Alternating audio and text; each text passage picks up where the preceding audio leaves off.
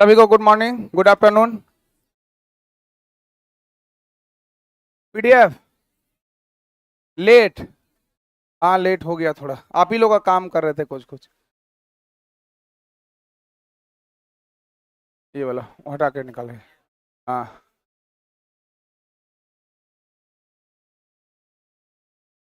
PDF जिनको नहीं मिला है उनको मिलेगा नहीं। क्या दिक्कत है बता दे रहे हैं हम आपको। जिस दिन जो पीडीएफ दिया जाता है उस दिन की गारंटी हमारे पास होती है। हटा दीजिए, हटा दीजिए। उसके बाद अगर पीडीएफ उपस्थित हुआ यहाँ पर तो आपको मिल जाएगा। ये यहाँ रहता ही नहीं है, वहां चला जाएगा। वहां अगर जाएगा या खत्म हो गया तो उतना ही निकाला जाता है जितना स्टूडेंट को जरूरत है। उसके बाद फिर क्या होता है कि वहां से अगर आपके कहने पर निकाला जाता है तो उसके कुछ चार्जेस लगेंगे, जो शायद बताया गया हो आप लोग को। चार्ज दीजिए और पीडीएफ लीजिए। पीडीएफ क्यों नहीं मिलेगा? या फिर टेलीग्राम पे डाला गया है, आप उसको निकाल के ले लीजिए, या अपने दोस्त से फोटो खींच करके और स्कैन करके निकलवा लीजिए। बहुत सारा सुविधा है आपके पास। स्पष्ट है? उसके लिए मारा मारी नहीं करना है, सीधा बात, नो बकवास। कि आपका जिस दिन जो पीडीएफ होगा दिया जाएगा उस दिन का गारंटी हमारा है, रिस्पॉन्सिबिलिटी उस दिन मिलेगा। ठीक, समझ में आया क्या बोले? मेरे कोचिंग में आए हैं, मेरे कोचिंग में अगर किसी तरह का असुविधा होगा तो उसकी गारंटी हम लेते हैं। अब यहाँ कोचिंग से बाहर जैसे ही निकल गए, अब आप समझ लीजिए, उसके बाद आइएगा तो उसकी गारंटी हम नहीं लेंगे। ये हमने बोले, ये इंस्टीट्यूट का ये फैसला है। स्पष्ट है? बोल नहीं रहे हैं? नाराज हैं तो नाराज रहिए, कोई दिक्कत नहीं है। हम लोग जो पिछले क्लास में पढ़े थे उसको आगे बढ़ाएंगे। क्वेश्चन नंबर 21, 18वीं शताब्दी। हाँ, लेट हो गया, इसके लिए सॉरी। अगले दिन से पूरा समय को ध्यान में रखते हुए हम पूरा टाइम पे पहुंच जाएंगे, आज के लिए सॉरी। 18वीं शताब्दी में किस देश के व्यापारी भारत में व्यापार करने आए थे? अरब। कहां से आए थे? अरबों को की भी अलग कहानी रही है। जब आप लोग देखिएगा तो उसमें थोड़ा सा मध्यकालीन भारत का इतिहास को अगर दृष्टिपात करिएगा तो वहां पर आपको देखने को मिलेगा अरबों की कहानी। भारत पर जो है प्रारंभिक दौर से ही आक्रमणकारियों का आक्रमण जो है वो होते रहा। अरबों का भी आक्रमण उस दौर का एक प्रमुख घटना था। अरबों के आक्रमण के संदर्भ में कौन बताएंगे? बताइए, अरबों का पहला आक्रमण कब हुआ था? 712। Very good. और कोई मार्केट में है? देखे तो बीपीएससी के कितने सही में स्टूडेंट हैं। 712 बोली लग चुका है। अगला कोई है? 712 के अलावे बोल रहे हैं? 13, 14, 15, 16, 712। अरे उसके अलावे सर, लॉक कर दिया, एकदम गलत है। बीपीएससी का स्टूडेंट तो ये आंसर बोलेगा ही नहीं। अरबों का पहला आक्रमण लिखिए। अरबों का पहला आक्रमण 636 ईस्वी में हुआ था। अरबों का पहला आक्रमण 636 में हुआ था। जल्दी से। उसके बाद ध्यान दीजिएगा थोड़ा सा बोर्ड की तरफ कि इस समय में, इसके बाद चूंकि 636 में जो आक्रमण हुआ था वो आक्रमण असफल था, लेकिन इसके बाद प्रमुख रूप से जो है 711 में फिर से घटना घटी अरबों का। और उस समय में राजा जो हुआ करता था उसका नाम था हज्जाज। क्या नाम था? हज्जाज। ये सब लिखना नहीं है, जो बोलेंगे वही लिखिएगा। राजा हज्जाज के नेतृत्व में 2 सेनापति को भेजा गया था, ए से अब्दुल्ला और बी से बुंदेला। क्या क्या बोले? ये दोनों गया सिंध वाले प्रदेश पर आक्रमण करने के लिए। और आक्रमण करने के लिए जैसे ही गया इनकी हार हो गई, पराजय का सामना करना पड़ा। पराजय का सामना करने के बाद हज्जाज ने फिर से भेजा अपने दूसरे सेनापति को, और वो घटना थी 712, जिसका नाम था मोहम्मद बिन कासिम। यहां से क्वेश्चन पूछता है, मोहम्मद बिन कासिम। और जब ये अरब पर आक्रमण किया उस समय में सिंध का शासक था दाहिर। कौन था? तो सिंध का शासक कौन? सारा स्टूडेंट पढ़ना शुरू कहां से करता है? 712, क्योंकि एग्जाम में यही क्वेश्चन ही पूछता है। लेकिन एक्चुअल जो है बीपीएससी मतलब बिहार पब्लिक सर्विस कमीशन, आपको डेप्थ तक थोड़ा नॉलेज रखना पड़ेगा। तो अगर आपसे पूछेगा कि पहला आक्रमण कब हुआ था तो 636, लेकिन वो सक्सेस नहीं था। 711 में भी हुआ लेकिन वो सक्सेस नहीं था। 712 में जो था वो सक्सेस था। इसलिए ये क्वेश्चन सबसे ज्यादा पूछा जाने वाला सवाल है कि भारत पर अरबों का पहला सफल आक्रमण हुआ था 712 ईस्वी में। उस समय में सिंध के शासक थे कौन? दाहिर। स्पष्ट है? पिछले क्लास में भी हम बोले थे कि पहला लौह इस्पात कारखाना कुल्टी वेस्ट बंगाल था। पहला था वो, लेकिन पहला सफल थोड़े था। पहला सफल पूछेगा तो TISCO Tata and steel company 1907 Jamshedpur होगा। तो अगर पहला सफल पूछेगा तो 712 12, पहला पूछेगा तो 636। स्पष्ट है। इसके बाद और भी लोगों का आक्रमण हुआ, जैसे गजनबी उजनबी आया, लेकिन वो सब हम पढ़ाने के लिए अभी नहीं है। अभी जो पॉइंट है उस पर हम लोग चर्चा करेंगे। तो 18वीं शताब्दी में किस देश के व्यापारी भारत में व्यापार करने आए थे? अरब के व्यापारी। कहाँ के व्यापारी? अरब के व्यापारी। ये दूसरा क्वेश्चन जो है ऑलरेडी हमने कल बता रखा है कि वास्को डी गामा ने किस वर्ष में यूरोप से भारत तक समुद्र तक रास्ता खोज की थी? कब? 1409 बताए थे। जल्दी से उसका थोड़ा सा रिवीजन मार दीजिए तो फटाफट जल्दी से बता दीजिए। तो यहाँ महादेश कौन सा है? कौन सा महादेश है? यहाँ दिख रहा है आप लोग को? अब हम इधर आ जा रहे हैं, इधर वाले लोग को दिख जाएगा। ये कौन सा महादेश है? ऐसे यहाँ पर यूरोप, यहाँ पर अफ्रीका, यहाँ पर उत्तर अमेरिका, यहाँ पर दक्षिण अमेरिका, यहाँ पर अंटार्कटिका, यहाँ पर ऑस्ट्रेलिया, यही ना है। तो ये जो कोलंबस चला था वो कहाँ का था? यूरोप का। यूरोप में कहाँ का? स्पेन का। मूल निवासी कहाँ का? इटली का। किस महासागर से होते हुए गया? अटलांटिक महासागर का। यह नाम क्या है? अंध महासागर। किस महादेश के पास पहुंचा? अफ्रीका। अफ्रीका में Cape of Good Hope, Cape of Good Hope. इसके बाद खोज दिया किसको? अमेरिका को। 1492 ना, 1492 में। फिर इसका अनुसरण किया कौन? Vasco D gamma. कौन किया? इसी मार्ग से चला, पुर्तगाली था ना, और ये आगे बढ़ा केप ऑफ गुड होप। किसको खोज दिया? कालीकट पहुंचा था। वहां का शासक था कौन? उसका भव्य स्वागत किया था। अंध महासागर या अटलांटिक महासागर का जो आकृति है उसका बनावट कैसा है? ऐसा आकार का ना। चलिए, वास्को डी गामा ने किस शासक से व्यापार शुरू करने की अनुमति प्राप्त की थी? किस शासक से है? तो यहाँ शासक नहीं, यहाँ जमोरिन हो जाता। कालीकट का शासक। किस शासक से व्यापार शुरू करने की अनुमति प्राप्त की थी? कालीकट का शासक, जिसका नाम था जमोरिन। लिख लीजिएगा, कालीकट के शासक जमोरिन से। टूट गया है, कालीकट के शासक जमोरिन से। याद रखेगा, सिर्फ भारत से व्यापारिक संबंध स्थापित करने के लिए ये लोग नहीं आया था, बल्कि दक्षिण पूर्वी एशिया प्रमुख केंद्र था। क्योंकि डच के बारे में जब पढ़ेगा तो डच का प्रमुख आने का उद्देश्य था सोरा की प्राप्ति। किसका? सोरा। सोरा विस्फोटक सामग्री बनाने का प्रमुख ये था, जिससे विस्फोटक सामग्री बनाया जाता था। सोरा के लिए आया था कौन? डच लोग। डच लोग का नजर वहीं था। इंडोनेशिया वाला जो पार्ट देख रहे हैं ना, उसके पास। ईस्ट इंडिया कंपनी की स्थापना कब हुई थी? 31 दिसंबर 1600। और इस समय में मुगल बादशाह था कौन? अकबर। कई बार क्वेश्चन पूछ देता है कि ईस्ट इंडिया कंपनी की स्थापना के समय मुगल शासक कौन था? अकबर। मनसबदारी प्रथा कौन चलाया था? अकबर, जिसका संबंध है सैन्य प्रशासन से। किससे है? तो पूछेगा मनसबदारी प्रथा को कौन शुरू किया था? अकबर। इसका संबंध किससे है? सैन्य प्रशासन से। किससे है? सैन्य प्रशासन से। दास प्रथा की समाप्ति कौन किया था? अकबर। कब किया था? 1562 में। हरम दल से मुक्ति 1562। 1562 ना।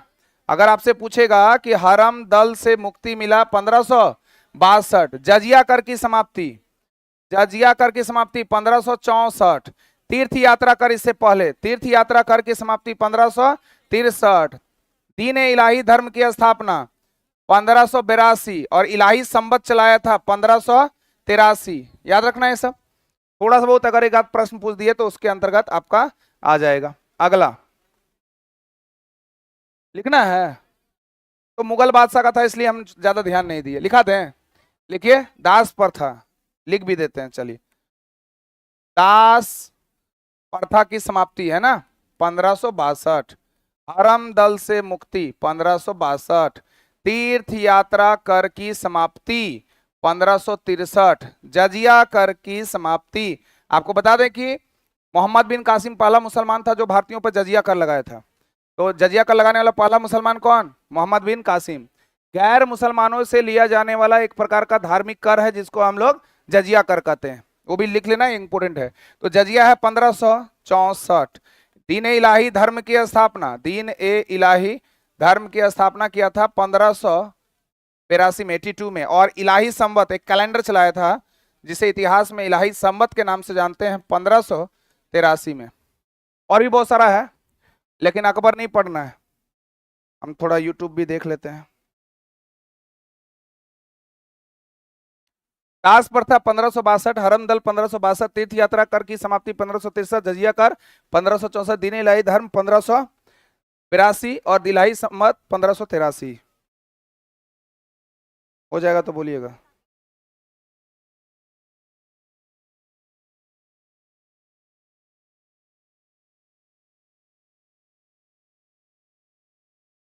अभिषेक भाई बेचारी को नजर मत लगाओ,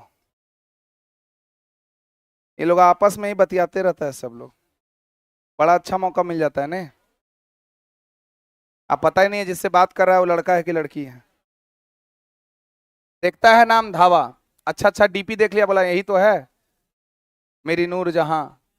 नहीं लिख लिए। दास प्रथा 1500, हरम दल 1500, तीर्थ यात्रा कम 1500, जजिया कर की समाप्ति 1500, दीन इलाही धर्म की स्थापना 1582, इलाही संबत, मनसबदारी प्रथा हटा देना। मनसबदारी प्रथा कौन चलाया था? देखिए इसको थोड़ा सा याद कर लीजिए फटाफट। देखिए पुर्तगाली ईस्ट इंडिया कंपनी 1498, इसको नहीं, इसको याद करना 1400। तो ये पहले याद रखना, पूड़ी में अंडे फंसे बताए थे। पूड़ी में क्या फंसे? पूड़ी में अंडे फंसे। पू से क्या था? पुर्तगाल, पू से पुर्तगाल, डॉ से डच, डॉ से डच, अ से अंग्रेज, अ से अंग्रेज, डे से डेनिस, डे से डेनिस, फ से फ्रांस, फ से फ्रांस, स से स्वीडिश, स से। तो पहले आने वाले कौन? पुर्तगाल के बाद कौन? डच के बाद कौन? अंग्रेज के बाद कौन? डेनिस के बाद कौन? फ्रांस के बाद कौन? ये आने वाले लोग हैं, पहले आएंगे देखेंगे उसके बाद कंपनी स्थापना करेंगे। तो कंपनी स्थापना में पहले नंबर पे कौन? पुर्तगाल, दूसरे पे कौन? अंग्रेज, तीसरे पे कौन? डच, चौथे पे कौन? डेनिस, पांचवें पे कौन? फ्रांस, छठे पे कौन? स्वीडिश। समझ में आया? तो याद रखना आपको, पूरी में अंडे फंसे। तो यूरोपीय लोगों का क्रम और यूरोपीय कंपनियों का क्रम दोनों एक तो नहीं है। पहले लोग आएंगे देखेंगे उसके बाद कंपनी को स्थापित करेंगे। जैसे बोलते फैक्ट्री की स्थापना, क्या लगता है फैक्ट्री मतलब? इंडस्ट्री बना दिया। फैक्ट्री का मतलब था गोडाउन, जैसे अभी गोलघर वगैरह में कैसे देखते हैं वैसे गोडाउन बनाया जाता था जहां पर कलेक्ट किया जाता था क्या? अनाजों को। वो फैक्ट्री आज के जैसा फैक्ट्री नहीं है कि धुआं निकल रहा है, बड़ा बड़ा फैक्ट्री टाइप, उस टाइप का नहीं सोचिएगा कि कारखाना स्थापित कर दिया, नहीं। उस फैक्ट्री का मतलब ही हो गया क्या? गोडाउन, मतलब जहां पर बहुत सारे सामान को वो एकत्रित करके रखा करता था। तो पहले नंबर पे आया था कौन? पुर्तगाली आया था, पुर्तगाली कंपनी भी स्थापित किया पुर्तगाली 1498 में। यूरोप में किया है ये सारा, है ना। इसके बाद आया कौन? डच, लेकिन डच नहीं किया, किया कौन? अंग्रेज। तो अंग्रेजी ईस्ट इंडिया कंपनी कब? 1600। Dutch east India company 1602। ये क्रम सबको याद हुआ? पूड़ी में अंडे फंसे याद है ना। लेकिन कंपनी जब पूछेगा तो एक थोड़ा सा चेंज करेंगे, डच पहले बाद में चला जाएगा और अंग्रेज कहाँ? पहले। याद रहेगा? कितने लोगों को हाथ उठाइए। तब तो सबको याद हो ही गया। आप लोग को नहीं याद हुआ तो हाथ उठाना है सर। नहीं, जब देख रहे हैं तो हाथ उठाना है। भगवान का एक, कृष्ण भगवान का वार्तालाप था ना, एक जाके पैर के पास बैठा और एक सर के पास बैठा। सर के पास बैठने वाला को लगा कि मेरा ही पहले देखेगा, लेकिन आंख खुला तो उसके पैर के तरफ था। भगवान का था ना ऐसा कहानी अर्जुन का, तो पहला पुरस्कार उसको मिल गया। तो जिधर घूमे तुरंत हाथ खड़ा कर देना, फिर पीछे कर दीजिए, फिर ऊपर खड़ा कर देना, ठीक ना। इससे क्या होता है ना, भगवान देखते रहते हैं डिसिप्लिन कौन है। कुछ कुछ कुछ कुछ नंबर आपका छूटेगा। कितना नंबर के लिए? 1 नंबर के लिए। तो ये याद हो गया है। अब सिर्फ आपको क्या याद रखना है ईस्वी। तो पहला क्या बोले? 1498, 1400, 1400, 1400, 1400। दूसरा 1600। कितना बोले? कितना बोले? कितना बोले? कितना बोले? 1602, 1600, 1600, 1600, 1600, 1600, 1600, 16, 1600, 16, 1600, 1664, 1664, 1600, 1600, 1700, 1700, 1700, 1700। चलिए बोलिए पहला 1400, 1498। दूसरा, दूसरा 1600। तीसरा, तीसरा, तीसरा, उसके बाद 1600, 1600, 1600, 16 के बाद 1600, 1600, 1600, 1664 के बाद 1700, 1700, 1700। पहला 1498, फिर दूसरा 1600 के बाद 1602 के बाद 1600, 1616 के बाद 1600, 1664 के बाद 1700। पहला कंपनी कौन? पुर्तगाल के बाद कौन? अंग्रेज के बाद कौन? डच के बाद कौन? कौन? डेनिस के बाद कौन? फ्रांस के बाद कौन? ये वो है जो कंपनियां थी, जो कंपनी स्थापित किया। और अगर पूछेगा कि आने वाले लोग में तो पहला नाम किसका आ जाएगा? पुर्तगाल। बस वही कोड याद रखेंगे, पूरी में अंडे फंसे। हटा दें? हाँ, चलिए आगे। हटा देना, याद तो हो गया ना। पहला कौन था? पुर्तगाली ईस्ट इंडिया कंपनी, कब? 1498, क्लियर। दूसरा कौन था? अंग्रेज, कब? क्लियर है। तीसरा कौन था? कौन? डच, कब? 1602, क्लियर है। यही ज्यादा पूछेगा डच वाला, याद रखिएगा। चौथा कब? 1600। पांचवा कौन? फ्रांस, फ्रांस ना, फ्रांस कब? कब? कब? कब? कब? और लास्ट कौन? 1700, हो गया ना। किसने ईस्ट इंडिया कंपनी को पूर्व के देशों के साथ व्यापार करने का एकाधिकार दिया था? इंग्लैंड की महारानी एलिजाबेथ प्रथम ने। इंग्लैंड की राजधानी महारानी एलिजाबेथ थी, इंग्लैंड की महारानी एलिजाबेथ प्रथम ने। हम कुछ और बोल दिए क्या? क्या बोल दिए? राजधानी बोल दिए थे। इंग्लैंड की महारानी एलिजाबेथ प्रथम। हम भी तो इंसान ही है ना, गलतियां हमसे भी हो सकता है। लगातार क्लास वगैरह रहता है ना, एक बार में यहां से और भी चीज सोचा जा रहा है। अभी हम सोच रहे थे कि यहां से जाने के बाद क्या करना है वहां, है ना। इंग्लैंड की महारानी एलिजाबेथ प्रथम, ठीक है। ईस्ट इंडिया कंपनी की स्थापना कब हो गई? उस समय में मुगल बादशाह कौन था? मनसबदारी प्रथा कौन चलाया था? दास प्रथा कौन समाप्त किया? जजिया कर लगाने वाला पहला मुसलमान कौन? कौन? मोहम्मद बिन। कब भारत पर आक्रमण किया वो? 712 में, अभी ना बताए।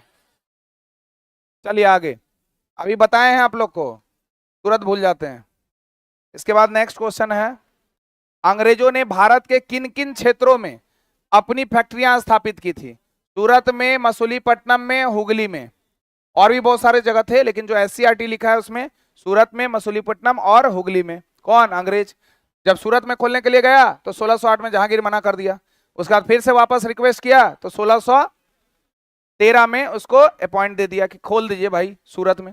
लेकिन उससे पहले, ये तो सूरत कहाँ है आपका? गुजरात वाले क्षेत्र में ना, तो ये पश्चिमी क्षेत्र हो गया ना। लेकिन उससे पहले ही 1611 में पूर्वी में दे मारा ये मसूलीपट्टनम में। कौन? अंग्रेज। कौन? अंग्रेज। तो अंग्रेजों ने भारत के किन किन क्षेत्रों में अपनी फैक्ट्रियां स्थापित की थी? सूरत, मसूलीपट्टनम और हुगली में। लिख लिए। नेक्स्ट क्वेश्चन है आपका 27, फ्रांसीसी ईस्ट इंडिया कंपनी का प्रमुख कार्यालय कहां स्थापित हुआ था? पांडेचेरी में। पांडेचेरी, पांडेचेरी अगर ज्योग्राफिकल कंडीशन के अनुसार देखिएगा तो 3 राज्यों में है। कितने राज्यों में? 3। ये राज्य है कौन? गुजरात, हाँ गुजरात है। कौन है ये? ये तमिलनाडु, और ये ऊपर वाला आंध्र प्रदेश। 3 राज्यों में पुदुचेरी है या पांडेचेरी है ना, याद रखिएगा। यहां पर इसको बोलते हैं माहे, यहां पर बोलते हैं कराईकल और पुदुचेरी, और यहां पर यनम यमन पड़े है ना। तो ये कितने राज्य हैं? 3 राज्य। कितने नाम है? 4 नाम। कितने नाम? 4 नाम। ये मुख्य पुदुचेरी है तमिलनाडु में। कहां पर? तमिलनाडु में। तो फ्रांसीसी अच्छा ब्लॉक हो जा रहा है, ठीक है, हम उस साइड चले जाते हैं। हाँ इस साइड, ठीक है। अब आप लोग का तो ये है ही, हाँ ठीक है। चलिए देखिए, ये वाला जो है कौन है? केरल। ये वाला कौन है? ऐसा रहता ना कि कोई बटन रहता जैसे हम गायब हो गए, सिर्फ कलम चलता, कितना अच्छा रहता नहीं? मेरा जरूरत ही नहीं रहता, सिर्फ हम घूमते इधर उधर इधर उधर। क्या? तो ये कौन है? केरल। ये कौन है? तमिलनाडु। ये कौन है? आंध्र प्रदेश। ये 3 राज्यों में स्थापना हुआ था किसका? पुदुचेरी का। तो तीनों राज्य में पुदुचेरी, लेकिन मेन पुदुचेरी कहां पर है? तमिलनाडु में। अच्छा आप लोग बताइए तो देखते हैं कितने लोग बता पाएंगे, किस संविधान संशोधन के द्वारा पहला केंद्र शासित प्रदेश अंडमान निकोबार बना? बोलिए, हाथ उठाएं, बोलिए। कितना? 7? 10? किस संविधान संशोधन के द्वारा? कब नहीं? 7? 7 बोल रहे हैं। कितने लोग 7 से सहमत हैं? हाथ उठाइए। सर हम संविधान संशोधन पूछ रहे हैं। What is your name? My father name is फलन हुआ तो सीधा बाहर। तो आपसे जो प्रश्न पूछा है, हमने पूछा कौन सा संविधान संशोधन। तो टोटल तो 106 संविधान संशोधन के आसपास हुआ ही है, नहीं हुआ है? तो ये हुआ था आपका 1956 का भी होगा संविधान संशोधन। वो था 7वां संविधान संशोधन 1956, जो पीछे से आया है आंसर और इधर से भी सही जवाब है। अंडमान निकोबार ये 7वां संविधान संशोधन के द्वारा ही 1956 में बनाया गया था, ठीक है। और ये 1956 वही डेट है जब राज्य पुनर्गठन अधिनियम आया था। राज्य पुनर्गठन आयोग था 1953 और राज्य पुनर्गठन अधिनियम था 1956। याद रहेगा? पक्का? बोलिए। चलिए आगे बढ़ते हैं हम लोग, फिर पूछेंगे हम अगले दिन। अंग्रेजों का प्रमुख केंद्र फोर्ट सेंट जॉर्ज किस प्रदेश में स्थित है? तमिलनाडु। तमिलनाडु। अंग्रेजों का प्रमुख केंद्र फोर्ट सेंट जॉर्ज मद्रास किस प्रदेश में स्थित है? वो जो पहले फोर्ट सेंट जॉर्ज था ना, उसी को मद्रास कहा जाता था। आज का, उस समय का मद्रास आज का क्या है? चेन्नई है। तमिलनाडु की राजधानी क्या है? चेन्नई है। नेक्स्ट क्वेश्चन है आपका 29। कर्नाटक के युद्ध में किस वर्ष फ्रांसीसी और अंग्रेजी कंपनियां क्या हुआ? आमना सामना हुआ। मतलब कर्नाटक युद्ध हुआ था 3। कितने युद्ध हुए थे? 3। ये 1750 में है। इसका आंसर क्या हो गया? 1750, 1750। लेकिन ये टॉपिक है किसका? कर्नाटक वार का। लिख लिए 1750। ये टॉपिक है किसका? कर्नाटक वार का। और ये कर्नाटक वार के बारे में जानकारी थोड़ा इकट्ठा कर लीजिए, लिख लीजिए। पहला कर्नाटक युद्ध 1746 से 48, फटाफट। पहला कर्नाटक युद्ध 1746 से 48। पहला कर्नाटक वार, फर्स्ट कर्नाटक वार 1746 टू 48, 1746 से 48। याद भी करवाएंगे अभी। 1746 से 48 लिख लिए। अब वहां लिखने के बाद पॉइंट दे देके, इसमें पॉइंट दे देके लिखेगा यह ऑस्ट्रिया के उत्तराधिकारी युद्ध से प्रभावित था। यह ऑस्ट्रिया के उत्तराधिकारी युद्ध से प्रभावित था। ऑस्ट्रिया और ऑस्ट्रेलिया एक है कि अलग है? ऑस्ट्रिया एक देश है जो कहां पर है? यूरोप में। यूरोप में है ना? तो लिखिएगा ऑस्ट्रिया के उत्तराधिकारी युद्ध से प्रभावित था। ऑस्ट्रिया के उत्तराधिकारी युद्ध से प्रभावित था, ठीक है। और इसकी समाप्ति जो हुई थी, वो समाप्ति हुई थी एक संधि के द्वारा। ये संधि का नाम था एला सापल की संधि। एला सापल भी बोलते हैं उसको। एला सापल की संधि लिख लीजिएगा। एला सापल की संधि। एला सापल की संधि। एला सापल की संधि। तो फर्स्ट कर्नाटक वार कब हुआ था? 46 से 48। पहला कर्नाटक युद्ध कब हुआ था? सबसे पहले की कर्नाटक युद्ध किसके किसके बीच हुआ? फ्रांस और अंग्रेजों के बीच। फ्रांसीसी और अंग्रेजों के बीच, वही ना? नहीं, कंफ्यूजन है क्या? ये जो कर्नाटक युद्ध लग रहा है हम लोग का कर्नाटक में है, एक्चुअल में हमारे यहाँ तो है, हम लोग तो मोहरा है। ये कर्नाटक युद्ध एक्चुअल में किसका असर है? अच्छा बताइए, ऑस्ट्रिया का उत्तराधिकार, ऑस्ट्रिया हमारे भारत में है, तो ऑस्ट्रिया का उत्तराधिकारी को लेकर ये युद्ध शुरू हुआ। प्रथम कर्नाटक का नाम रखा हुआ है हमारे भारत का कर्नाटक युद्ध, क्योंकि वहां के शासक भी उसमें क्या है? सम्मिलित है। मतलब कहने का ये अर्थ है कि आप लोग कोई भी विदेशी आके घर के सामने में लड़ाई करिएगा तो हमको भगाना चाहिए दोनों को कि एक को? दोनों को उठा के फेंक देंगे नीचे, भाग यहाँ से, अपने घर के पास लड़ाई करो। लेकिन हम लोग जब मजा लेने लगेंगे, वाह मार मार, पीला वाला को मार, हरा वाला को मार, तब इसका मतलब है कि वो समझ जाएगा कि इंटरेस्ट ले रहा है। वही तो हम लोग किए थे ना उस समय में। तो प्रथम कर्नाटक युद्ध हुआ था 1746 से 48, जिसका संबंध था ऑस्ट्रिया के उत्तराधिकारी युद्ध से। और यह समाप्ति हुआ एक संधि से जिसका नाम था एला सापल की संधि। कौन संधि? कौन सा संधि? कौन सा संधि? कौन सा संधि? तो दो प्रश्न यहां पर इंपॉर्टेंट है। एक, कब हुआ था कर्नाटक युद्ध, याद रखना। और दूसरा, कौन सी संधि थी वो याद रखना। उसमें से भी पहला वाला एला सापल की संधि। प्रथम कर्नाटक युद्ध 1746 से 48, 1746 से 48, 1746 से 48। दूसरा कर्नाटक युद्ध 1749 से 55,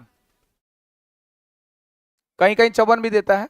दूसरा कर्नाटक युद्ध 1749 से 54, हैपन करके 55 कर दीजिएगा, एक ही देगा ऑप्शन, घबराने की जरूरत नहीं है। दूसरा कर्नाटक युद्ध 1749 से, बड़ा नहीं होगा सर ये, बोल रहे हैं नहीं, सुन लिख पा रहे हैं आप लोग? अरे दूसरा कर्नाटक युद्ध, इतना सुंदर तो बोल रहे हैं।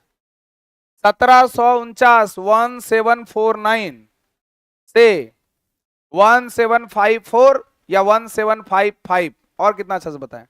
1754 या 55 के दशक में ये खत्म हो गया था, दूसरा कर्नाटक युद्ध ना। हो गया? यहां पर एक संधि, सिर्फ संधि देखना, यहां पर संधि हुई थी पांडेचेरी की संधि। कौन सी संधि? पांडेचेरी लिख लीजिएगा ना, लिखिए पांडेचेरी की संधि। पहला वाला कौन सा संधि? एलासापल। कौन सा? और दूसरा वाला पांडेचेरी, दूसरा वाला पांडेचेरी। अभी पूछेंगे हम सबसे, हटा दें। तो दूसरा कर्नाटक युद्ध कब हुआ था? 1749 से 54-55 के दशक में। और इसमें कौन सी संधि हुई थी? पांडेचेरी की संधि। कौन सी संधि? पहला वाला कब हुआ था? 46 से 46 से 46 से 46 से कौन सी संधि? एलासापल। एला नहीं याद रहेगा तो चप्पल याद रखिएगा, चप्पल की संधि है ना, नहीं याद रहेगा तब। एलासापल और दूसरा क्या बोले? पांडेचेरी। दूसरा क्या बोले? पांडेचेरी। फिर तीसरा कर्नाटक युद्ध लिखिए। तीसरा कर्नाटक युद्ध 1756 से 63, ये सबसे ज्यादा कर्नाटक युद्ध का डेट वाले में पूछने में से है ये। पहला और तीसरा मोस्ट इंपोर्टेंट है, VBI टिक मार दीजिएगा। पहला और तीसरा, पहला और तीसरा संधि तीनों याद रखना है। कर्नाटक का तीसरा युद्ध 1756 से 63, क्योंकि इसी समय में हुआ था सप्तवर्षीय युद्ध। 56 से 63 उंगली में जोड़ लीजिए, 7 साल होता है कि नहीं? होता है ना। तो यही था सप्तवर्षीय युद्ध। ये सप्तवर्षीय युद्ध किसके किसके बीच हो रहा है? अंग्रेज और फ्रांस के बीच। वो गतिविधि में हम लोग भी उसमें शामिल है। 1756 से 1763 थर्ड कर्नाटक वार। 1756 से 63 वही था सप्तवर्षीय युद्ध। ब्रैकेट में लिख देना है सप्तवर्षीय युद्ध, 7 सालों का युद्ध। सप्तवर्षीय युद्ध, 7 सालों का युद्ध हो गया। इसमें जो संधि हुई उसका नाम था पेरिस की संधि। कौन सी संधि? पेरिस की संधि। देखिए स्टार्टिंग में थोड़ा टाइम लगता है, जब चीजें पकड़ में आने लगी ना तो फिर स्पीड पकड़ लेंगे हम लोग। जैसे मान लीजिए यही क्वेश्चन आया बार बार, कर्नाटक का पहला युद्ध, कर्नाटक का दूसरा युद्ध, बार बार एक ही चीज पढ़ाने की जरूरत है? तब फिर आगे बढ़ेंगे अगर इससे मिलता जुलता सवाल मिलेगा तो ये कौन सी संधि हुई? पेरिस की संधि। इसी के बाद देखिएगा यहाँ पर वांडीबास का युद्ध होता है 1760 में। वांडीबास का युद्ध कब होता है? 1760 में। और वांडीबास के युद्ध में अंतिम निर्णायक युद्ध कहलाता है। तो 2 युद्ध यहां से और जोड़ दीजिएगा, एक वांडीबास का युद्ध और एक वेदरा का युद्ध। कौन सा युद्ध? वेदरा का युद्ध। वांडीबास का युद्ध हुआ था कब? 1760। और वेदरा का युद्ध हुआ था 1759। इसमें डच लोगों का ये अंतिम निर्णायक युद्ध था, लास्ट था ये। और इसमें फ्रांस का अंतिम निर्णायक युद्ध था, फ्रांस के लिए लास्ट था, समझिए ये। तो लिख लीजिएगा वांडीबास का वार, वांडीबास का युद्ध 1760। उससे पहले है वेदरा का युद्ध 1759, 1759। लास्ट जो होगा ना, लास्ट डेट कब है? लास्ट डेट उसका सप्तवर्षीय युद्ध का लास्ट डेट कब है? 1763। तो 63 में ही उसका जब जो लास्ट है ना वही उसका संधि का डेट होता है। लेकिन कुछ संधि ऐसा होता है जो लगातार घींच कर क्या होता है, चलते रहता है और लंबे समय के बाद उसका असर देखने को मिलता है। लेकिन अगर अक्सर संधि के बारे में जानकारी लेना हो तो याद रखना है कि जो भी युद्ध जहां समाप्त हुआ उसी समय में उसका क्या हो जाएगा, संधि। अगर संधि याद नहीं रहता है कब रहता है, कब हुआ, तो आपको सिर्फ डेट याद रखना होगा कि कब युद्ध क्या हुआ है, समाप्त हुआ है। सिर्फ कुछ संधि को याद रखना है कि थोड़ा आगे भी वो खींचा जाता है। कभी कभी कुछ संधि पहले होती है लेकिन फिर से युद्ध क्या हो जाता है, शुरू हो जाता है। वांडीबास का युद्ध हुआ 1760 में, वेदरा का युद्ध हुआ 1759 में। और ये हुआ था किसका, डचों का अंतिम निर्णायक युद्ध। और ये था किसका, फ्रांसीसियों का अंतिम निर्णायक युद्ध। क्लियर है? तो वांडीबास वेदरा का युद्ध कब हुआ, वेदरा का युद्ध कब हुआ, वांडीबास का युद्ध कब हुआ? वांडीबास का युद्ध कौन सा ऐसा युद्ध था जो अंतिम निर्णायक युद्ध था फ्रांसीसियों के लिए? पहला जो आप लोग आंसर दिए, एक तो जल्दी में थे और दूसरा कोई बोला वेदरा, आप चल गए वेदरा में, ऐसा ही हुआ ना? यही बोलता है अच्छा स्टूडेंट आप नहीं है, दूसरे के बहकावे में क्यों आ गए? आपको पहला बात की अपने से खुद से सुनना है और फिर उसके आंसर को जानना है।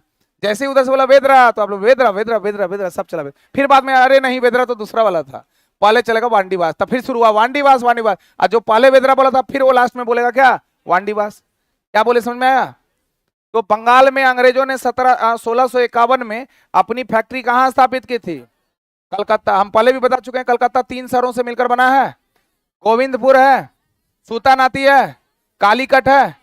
तो गोविंदपुर, सूतानाती और कालीकट मिलाकर बनाया फोर्ट विलियम, और इस फोर्ट विलियम का नाम रखा कलकत्ता। कौन? जॉब चारनाक। कौन रखा?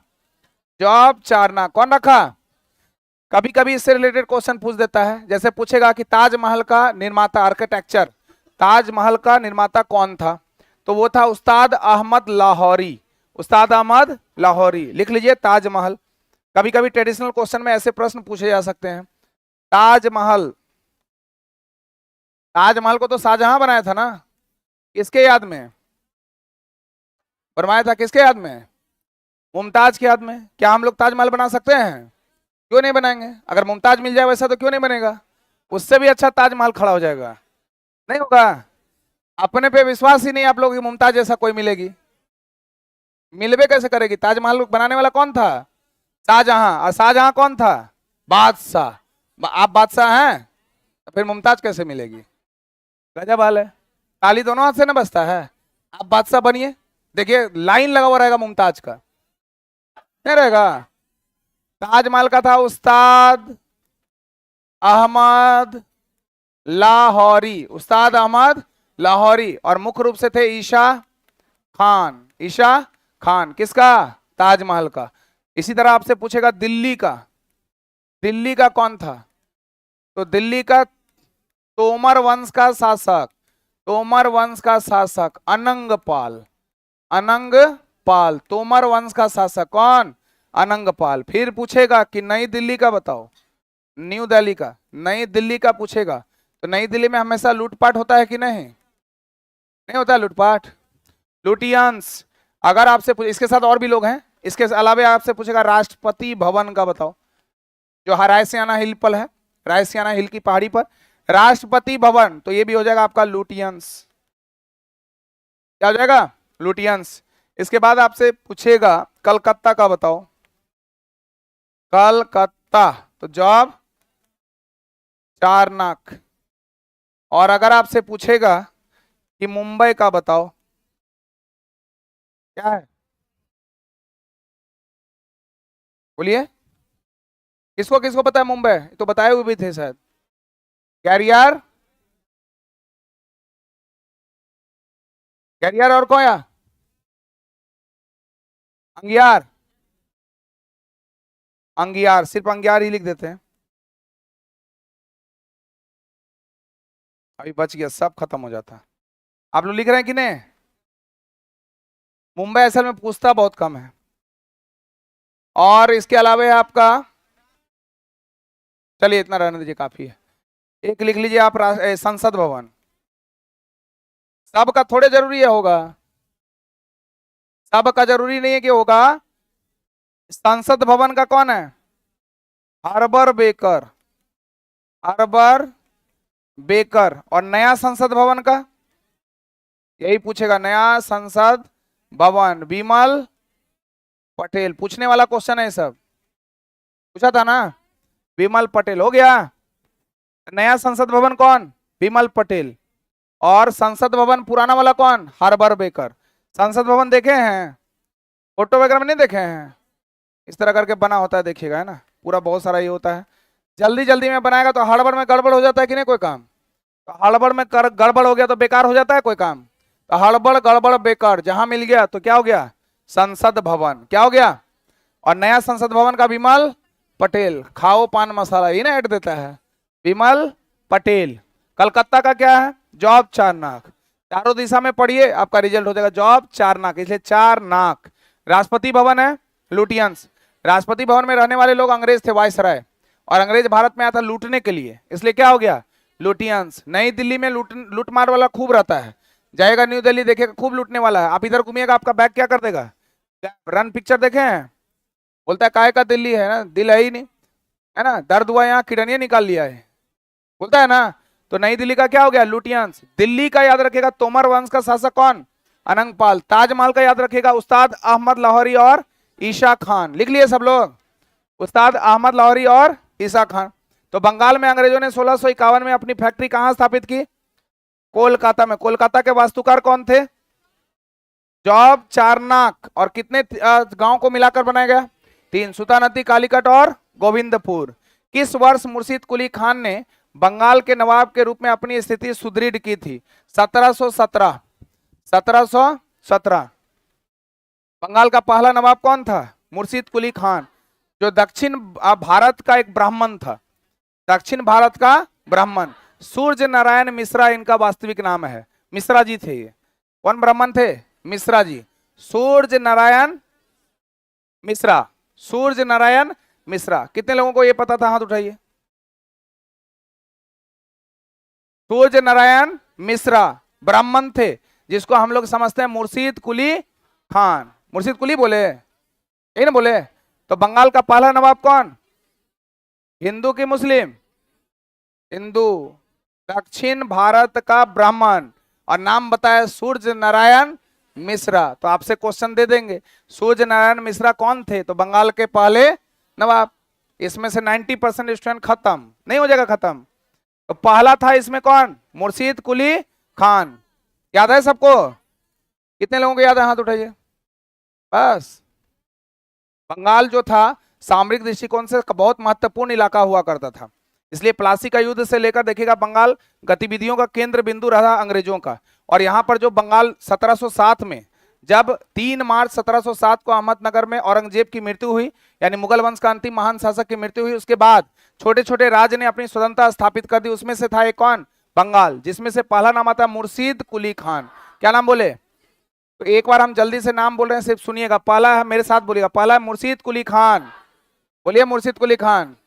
पहले हम बोलेंगे फिर आप बोलिएगा। मुर्शीद कुली खान, सुजाउद्दीन, सरफराज खान, अलीवर्दी खान, सिराज उद्दौला, मीर जाफर, मीर कासिम, मीर जाफर, निजाम उद्दौला, सैफ उद्दौला, मुबारक उद्दौला। क्लियर है? अब इसमें पूरा का पूरा नाम आपको क्या रखना होगा? याद रखना होगा। पहला क्या है? कुली। क्या नाम बोले? कुली को देखे हैं? सामान ढोता है, खूब काम करिएगा। कुली जैसे अभी आपको बोलेगा कुली उठा के ले जाओ सामान, नीचे से ऊपर, यहां से जाइएगा 4-5 मंजिला में, तो आपको बहुत अच्छा लगेगा। यस सर, अच्छा लगेगा। बहुत दुख होगा ना, तो आपका शरीर सूज जाएगा, पैर और फूल जाएगा। काम करते करते फूल जाता है ना, तो कुली का काम करते करते शरीर क्या हो गया? सूज गया। शरीर क्या हो गया? सूज गया। शरीर सूजेगा तो सर पे हाथ, सर फिर जाता है। बाप रे बाप, खत्म कहानी। अब सर पे हाथ रख के सोच रहे हैं चंद्रा सर का क्लास वर्क कर लेते तो दरोगा तो बनिए जाते, है ना। अब की बात डबल स्टार नहीं, तो क्या वर्दी का सोचेगा कि नहीं? तो कब सोचता है आदमी? जब सर उसका फिर जाता है, कुछ झटका लगता है तो बोलता है नहीं अब तो हम करके ही रहेंगे। तो उसी तरह पहला क्या बोले? कुली। कुली का शरीर क्या हो गया? सूज गया। तब क्या हो गया? सरफराज। सरफराज सर क्या हो गया? फिर गया सरफराज। और क्या ले लिया? वर्दी। क्या ले लिया? वर्दी। अब वर्दी उर्दी लेकर आया, तो वर्दी लेगा तो टोपी रहेगा कि नहीं? बिना टोपी का अच्छा लगेगा? तो यहाँ वर्दी के साथ टोपी भी होगा, यानी सिर पर राज करने वाला सिराज उद्दौला। सिराज उद्दौला, सिराज उद्दौला। इसके बाद देखिए यहाँ पर क्या? मीर जाफर। जा, जा मतलब जाफर, जा मतलब का मतलब कासिम, फिर जा।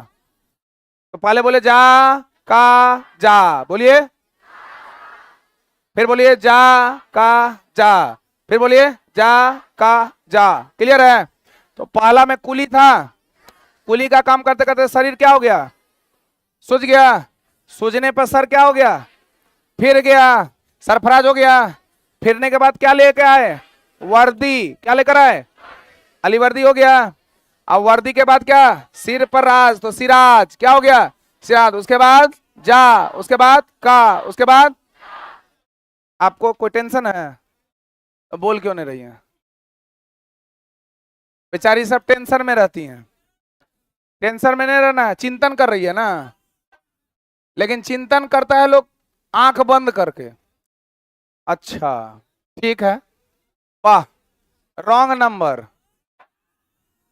ऐसे ही ना करता था वो रॉन्ग नंबर वाला? याद है कौन पिक्चर था?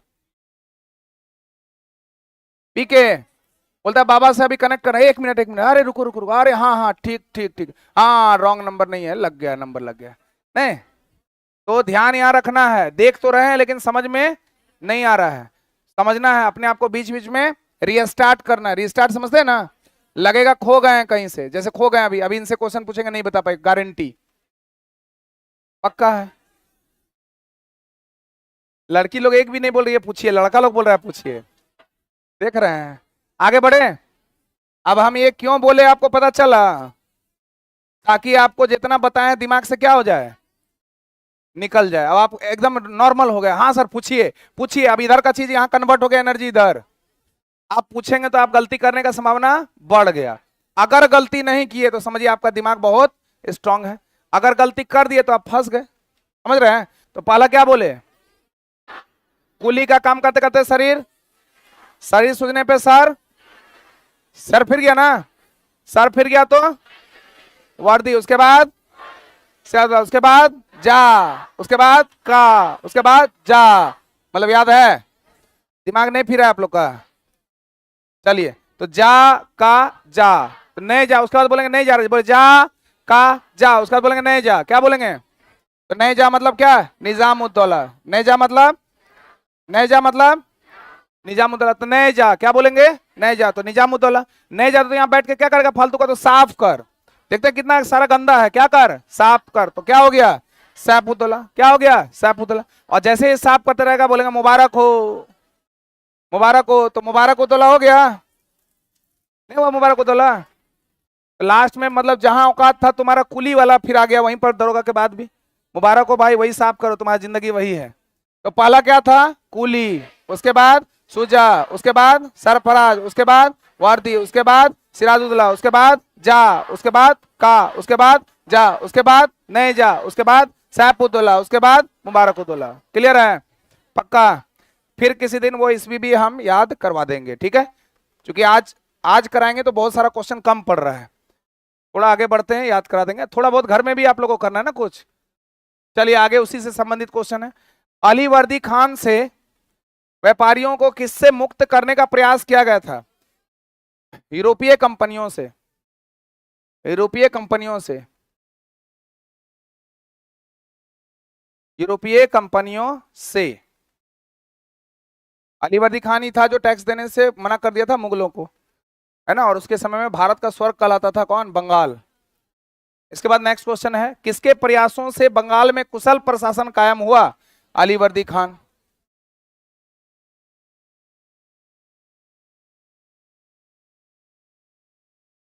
भारत का स्वर्ग बंगाल को कहते थे किसके समय में? अली वर्दी खान। भारत का स्वर्ग बंगाल को कहते थे अली वर्दी खान के समय में। फिर लिखिएगा इसने मुगलों को टैक्स देना बंद कर दिया था। मुगलों को टैक्स देना बंद कर दिया था। मुगलों को टैक्स देना बंद कर दिया था। मुगलों को टैक्स देना बंद कर दिया था। फिर लिखिएगा यह बिहार का सर सूबेदार था। बिहार का सर सूबेदार था।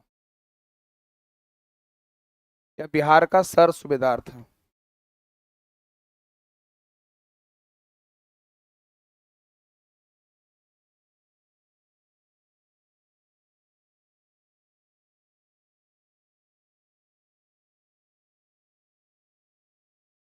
चलिए ऑनलाइन वाले लोग भी एकदम देख रहे हैं, ठीक है? लिख लिए बिहार का क्या था? सर सूबेदार था। कौन? अली वर्दी खान। एक बिहारी सब पे भारी। आया तहलका मचा दिया, बोला टैक्स देना बंद करो भाई। बंद कर दिया टैक्स देना, तो जाहिर सा बात है इसके पास पैसा बचेगा कि घटेगा? बचेगा। इसलिए भारत का स्वर्ग बंगाल को कहलाना, क्योंकि संपन्न हो गया था कौन? बंगाल। सरफराज इससे पहले शासन कर रहा था। सरफराज को गिरिया के युद्ध में जो 1740 में हुआ था उसमें पराजित करके ये बंगाल का नवाब बना था कौन? अली वर्दी खान। कौन सा युद्ध? गिरिया का युद्ध। लिख लीजिए गिरिया का युद्ध 1740। अली वर्दी खान वर्सेस सरफराज। अली वर्दी खान की जीत और सरफराज की हार।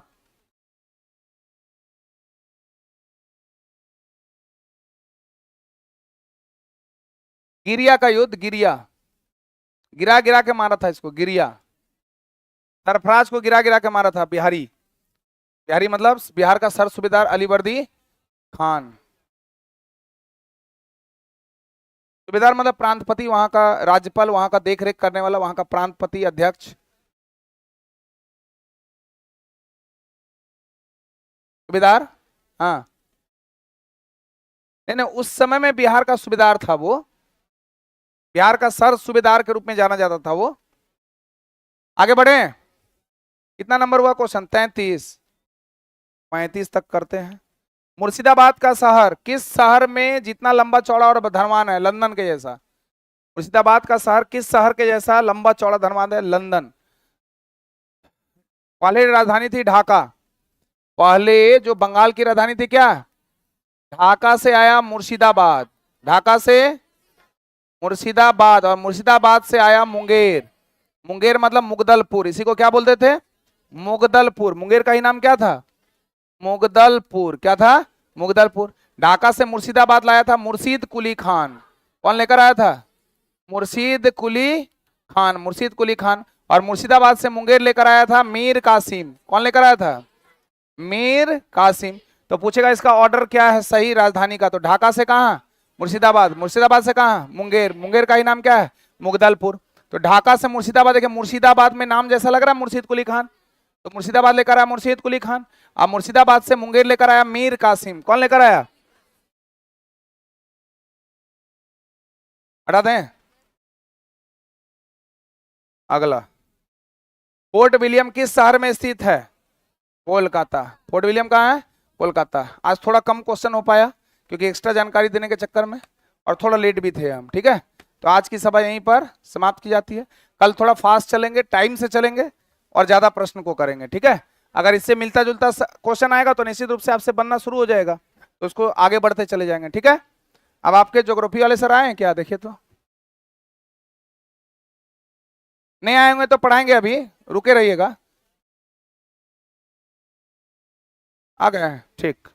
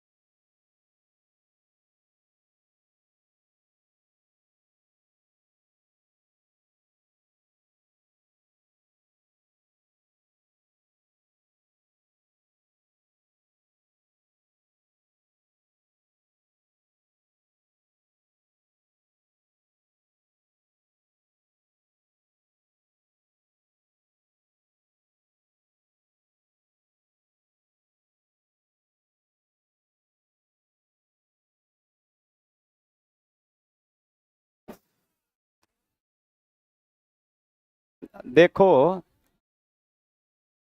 इन लोग की किया है, आज सर से भी बात करेंगे, इस सब की करता है लफंगा कुछ। जिस दिन पीडीएफ बंटता है ना, अपने लिए लेता है, चार गो अगल बगल के लिए लेता है, और ये दिखाना चाहता है। रुक जाओ, नहीं मिला, तुम भी तो लफंगे है। कल देख रहा था लड़का, है ना, ये सब लफंगा सबका चेकिंग करवाएंगे। और देखो इसीलिए जो है ना, एक नॉर्मल प्राइस जो है पीडीएफ का रखा जाता है कि 2 रुपया भी रखा जाए तो कोई फ्री नहीं लेगा। अब क्या है, फ्री बट रहा है, एक के साथ 5-5 ले रहा है, और उसके साथ जो बड़ी ओरिजिनल लड़का उसको प्रॉब्लम क्रिएट हो जाता है ना। तो जिस दिन पीडीएफ रहेगा उस दिन देखो पूरा क्राउड है ना। और उसके बाद क्या होता है कि मिल जाने के बाद सूझ जाता है यूट्यूब पर। ये भी होता है कि ले लेता है, उसके बाद देखता है कि मास्टर तो यूट्यूब पे पढ़ाइए रहा है, चलो सुतल एकदम आराम से, बस समझा, आराम से पढ़ता होगा, अभी तकिया लगा लगा के पढ़ रहा होगा, जितना लफंगा वो भागा है इन पीछे। अब जो बेचारा पटना आ नहीं सकता है उसको तो कोई दिक्कत नहीं है, वो गांव में ही पढ़ेगा आर्थिक स्थिति के कारण। लेकिन जिसको गार्जियन भेज दिया है वो दिक्कत में है। और दूसरा बात है कि आज एक कारण और भी है, हाँ, भारत ऑस्ट्रेलिया मैच का भी कारण हो सकता है। इहो सब लेके थोड़ा सा वही तो हमको देखे कि पीछे कुछ क्राउड चलिए कोई बात नहीं है, जिसको नहीं मिला है वो मिल जाएगा, आप टेंशन मत लीजिए।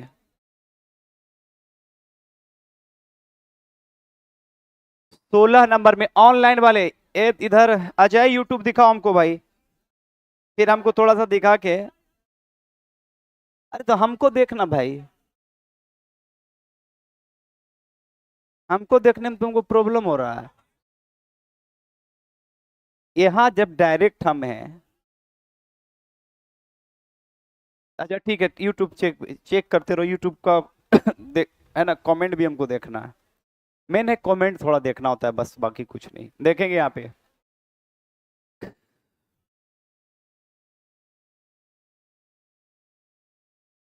ठीक है, चलिए ऑनलाइन वाले सेशन शुरू किया जाए तो शुरू किया जाए, तो यस कमेंट कर देंगे, फास्ट यस कमेंट करेंगे ऑनलाइन कमांडोज।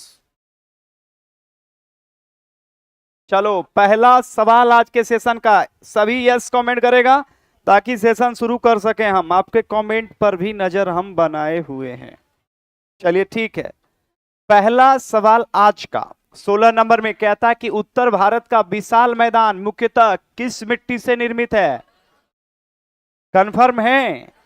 अब आइए जलोढ़ मिट्टी की बात करेंगे। हमने कई बार बताया कि जलोढ़ मिट्टी का निर्माण नदी के द्वारा होता है, किसके द्वारा, मैपिंग के जरिए भी आप देख सकते हैं कि ये पूरा का पूरा उत्तर भारत का विशाल मैदान है। एक छोटे से नक्शे पर हम अध्ययन करेंगे तो ये आप देखेंगे कि ये भारत का एक छोटा सा नक्शा है, और ये जो आप देख रहे हैं ये है गंगा का मैदान। कौन सा मैदान, गंगा और ब्रह्मपुत्रा का मैदान। याद रखेंगे उत्तर प्रदेश, बिहार, पश्चिम बंगाल, आसाम, पंजाब से लेकर हरियाणा तक विस्तृत, याद रखेंगे उत्तर भारत का विशाल मैदान जिसे मैंने गंगा का मैदान कहा।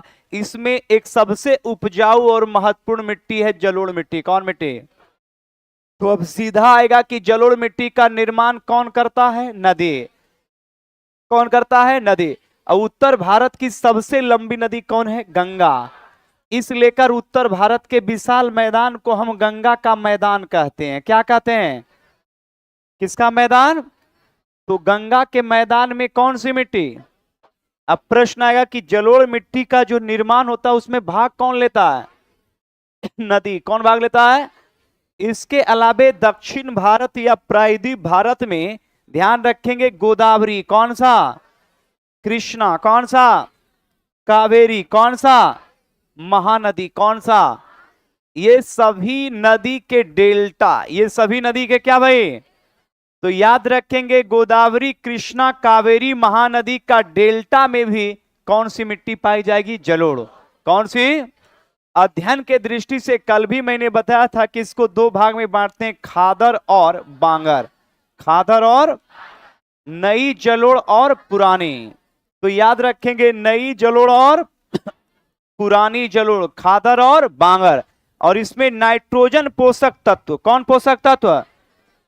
तो नाइट्रोजन पोषक तत्व की ध्यान रखेंगे, नाइट्रोजन पोषक तत्व की क्या होती है? कमी।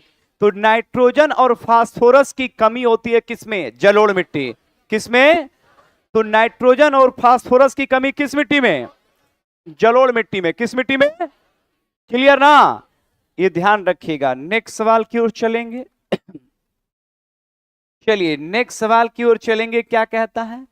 लौह ऑक्साइड, ध्यान देंगे, ऑनलाइन वाले भी ध्यान देंगे कि लौह ऑक्साइड अधिक मात्रा में किस मिट्टी में पाई जाती है?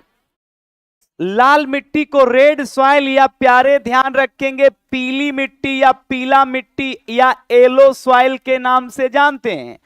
सबसे पहला की याद रखेंगे लौह ऑक्साइड, एकदम आराम से समझेंगे कि लाल मिट्टी का विस्तार सबसे ज्यादा भारत में है छोटा नागपुर पठार। कौन पठार? अब छोटा नागपुर पठार की बात करेंगे तो इसका भाग है झारखंड। कहां पे? छत्तीसगढ़। कहां पे? और उड़ीसा। कहां पे? तो झारखंड, छत्तीसगढ़ और उड़ीसा का पठारी एरिया में कौन मिट्टी? लाल मिट्टी। कौन मिट्टी? अब छोटा नागपुर पठार में याद रखेंगे बहुत ज्यादा लोहा का भंडार है। किसका भंडार? अब प्यारे आराम से समझो कि लोहा का जब भंडार होगा इस पठार में तो लोहा के बड़े बड़े पहाड़ होंगे चट्टान में। चूंकि लोहा जो है वो चट्टान में रहता है। किस में रहता है? और ये पठार है छोटा नागपुर का पठार। और लोहा पर जब ऑक्सीजन या H2O, जल H2O या याद रखेंगे ऑक्सीजन जब अभिक्रिया करेगा तो बनाएगा लौह ऑक्साइड। क्या बनाएगा? और अक्सर लोहे में जब याद रखेंगे पानी से संपर्क करता है तो याद रखेंगे जंग लगता है। लगता है ना? और उसका रंग होता है कैसा? लाल। कैसा? लाल। तो याद रखेंगे जब लोहा H2O या ऑक्सीजन से अभिक्रिया करेगा तो लाल रंग देगा। और लाल रंग जब देगा तो स्पष्ट रूप से ये चट्टान, ध्यान रखेंगे, पानी के कारण अपर्दन या टूटेगा। अपर्दन एक शब्द कभी कभी आप लोग सुनते होंगे ज्योग्राफी में। अपर्दन का मतलब होता है हास होना, मतलब टूटना। चट्टान जब टूटेगा तो याद रखेंगे, और चट्टान जब अपर्दन या टूटेगा तो वो मिट्टी बनेगा। और जब मिट्टी बनेगा तो याद रखेंगे उसका रंग मिट्टी का कैसा हो जाएगा? लाल। कैसा? कैसा? तो अगर सवाल पूछेगा कि लाल मिट्टी का रंग लाल है तो वो याद रखेगा किसके कारण? लोहे के कारण। किसके कारण? तो लौह ऑक्साइड की बात करेंगे तो लोहे के कारण ध्यान रखेंगे लाल मिट्टी का रंग कैसा है? लाल। भारत में इस मिट्टी का विस्तार छोटा नागपुर पठार। कौन पठार? छोटा नागपुर पठार का जो एरिया है मुख्यतः झारखंड। कहां? झारखंड के अलावे उड़ीसा। कौन? छत्तीसगढ़। कौन? इसके अलावे इस मिट्टी का विस्तार तमिलनाडु और कर्नाटक। तमिलनाडु और कौन मिट्टी? लाल मिट्टी। कौन मिट्टी? तो प्रश्न पूछेगा कि लाल मिट्टी का रंग लाल होता है लोहा के कारण, तांबा के कारण, मैग्नीज के कारण, बॉक्साइट के कारण। किसके कारण? किसके कारण? तो सवाल पेचीदा तब बनता है जब आपको मिलता है। अगर पूछेगा कि लाल मिट्टी का रंग लाल होता है किस अयस्क के कारण? लोहा के कारण। किसके कारण? प्रश्न पूछेगा कि सबसे ज्यादा लाल मिट्टी किस पठार में? छोटा नागपुर। कौन सा? अब ऑप्शन दे देगा छोटा नागपुर का पठार, ऑप्शन दे देगा मालवा का पठार, ऑप्शन दे देगा डेक्कन का पठार, और ऑप्शन दे देगा प्यारे बुंदेलखंड का पठार। तो बताएंगे क्या होगा? छोटा नागपुर का पठार। कौन पठार? तो छोटा नागपुर पठार में कौन मिट्टी? कंफर्म? क्लियर? जबकि गंगा के मैदान में जलोढ़ मिट्टी। कौन? तो गंगा का मैदान और उत्तर भारत के मैदान में कौन मिट्टी? और छोटा नागपुर पठार में लाल मिट्टी। कौन मिट्टी? और आगे बताएंगे कि डेक्कन का पठार। कौन पठार? महाराष्ट्र और गुजरात के एरिया में मिलता है काली मिट्टी। कौन? और काली मिट्टी को रेगुड़ भी कहते हैं। क्या कहते हैं?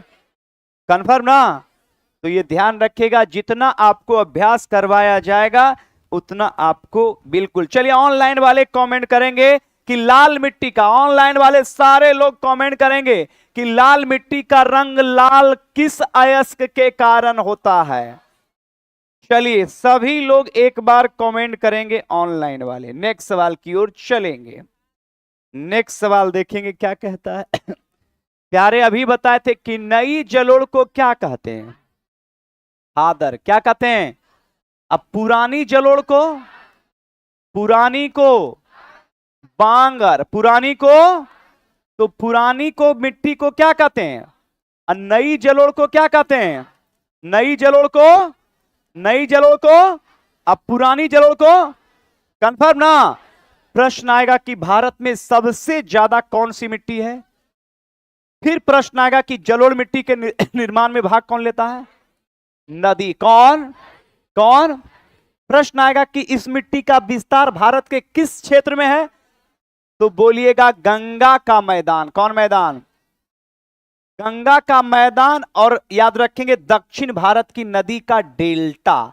तो डेल्टा क्षेत्र और मैदान में, डेल्टा क्षेत्र, सवाल देखिए घुमा बनाएगा, बोलेगा कि डेल्टा क्षेत्र में कौन मिट्टी? जलोढ़ मिट्टी। कौन मिट्टी? प्रश्न आएगा कि नदी अपने मुहाने पर डेल्टा का निर्माण करती है। जैसे गोदावरी, कृष्णा, कावेरी, गंगा, ये सारी नदियां अपने मुहाने पर समुद्र में गिरने से पहले डेल्टा का निर्माण करती है। तो बताइए कि वो डेल्टा किस मिट्टी से बना है? जलोढ़ मिट्टी से। एक सवाल क्लियर। फिर पूछेगा कि भारत में सबसे ज्यादा कौन मिट्टी? जलोढ़ मिट्टी। गंगा के मैदान में कौन मिट्टी? बताइए जलोढ़ मिट्टी के निर्माण में भाग लेता है कौन? नदी। कौन? कौन? कौन? उसको दो भाग में, खादर और बांगर। खादर और, खादर और, खादर और। मेरे नालायक को कैसे फंसाएगा देखिए। पूछेगा इनमें से आराम से समझिएगा कि इनमें से चयन कीजिए, है ना। देगा, पहला देगा खादर, खादर के बाद देगा बांगर। क्या देगा? बांगर। बांगर के बाद देगा भाबर। भाबर। सब में रो रो रो, है ना। खादर, बांगर, भाबर, है ना। एगो उठपटांग दे देगा, है ना। नॉर्मल दे देगा, नॉर्मल कोई शब्द दे देगा आपके नियमानुसार, है ना। कुछ भी दे देगा, तराई नहीं देगा, है ना। दे दिया। देखना नालायक कहीं का। डॉक्टर हम न हैं, हम तो आपसे सिर्फ पूछ रहे थे कि की बताता है। दे देगा रेगुड़, है ना। इसमें भी रो, सब में खादर, बांगर, भाबर, है ना। अब पूछेगा कि बताइए मेरे नालायक को, इनमें से कौन सा याद रखिए प्रायद्वीप क्षेत्र में पाया जाता है? बताओ, प्रायद्वीप क्षेत्र में पाया जाता है कौन? कौन? क्योंकि अभी मैंने बताया था कि रेगुड़ को ही याद रखिए काली मिट्टी कहते हैं। क्या कहते हैं? कहते हैं कि नहीं? क्योंकि गंगा के मैदान में उत्तर भारत में खादर और क्या मिलेगा? और गंगा के मैदान के ऊपर हिमालय से थोड़ा नीचे क्या है? भाबर। क्या है? जबकि रेगुड़ को काली मिट्टी कहते हैं। और काली मिट्टी सदैव दक्षिण भारत में। कहां पे? कहां पे? कहां पे? तो स्पष्ट रूप से याद रखेंगे कि जलोढ़ का, अब फिर एक से एक सवाल क्रिएट होगा कि बताइए इसमें कौन सा जलोढ़ का भाग नहीं है? क्या होगा? क्या होगा? क्योंकि खादर, बांगर और भाबर जलोढ़ का भाग है कि नहीं है? जलोढ़ का अवशेष है कि नहीं? नदी का निर्माण में भाग लेता है कि नहीं?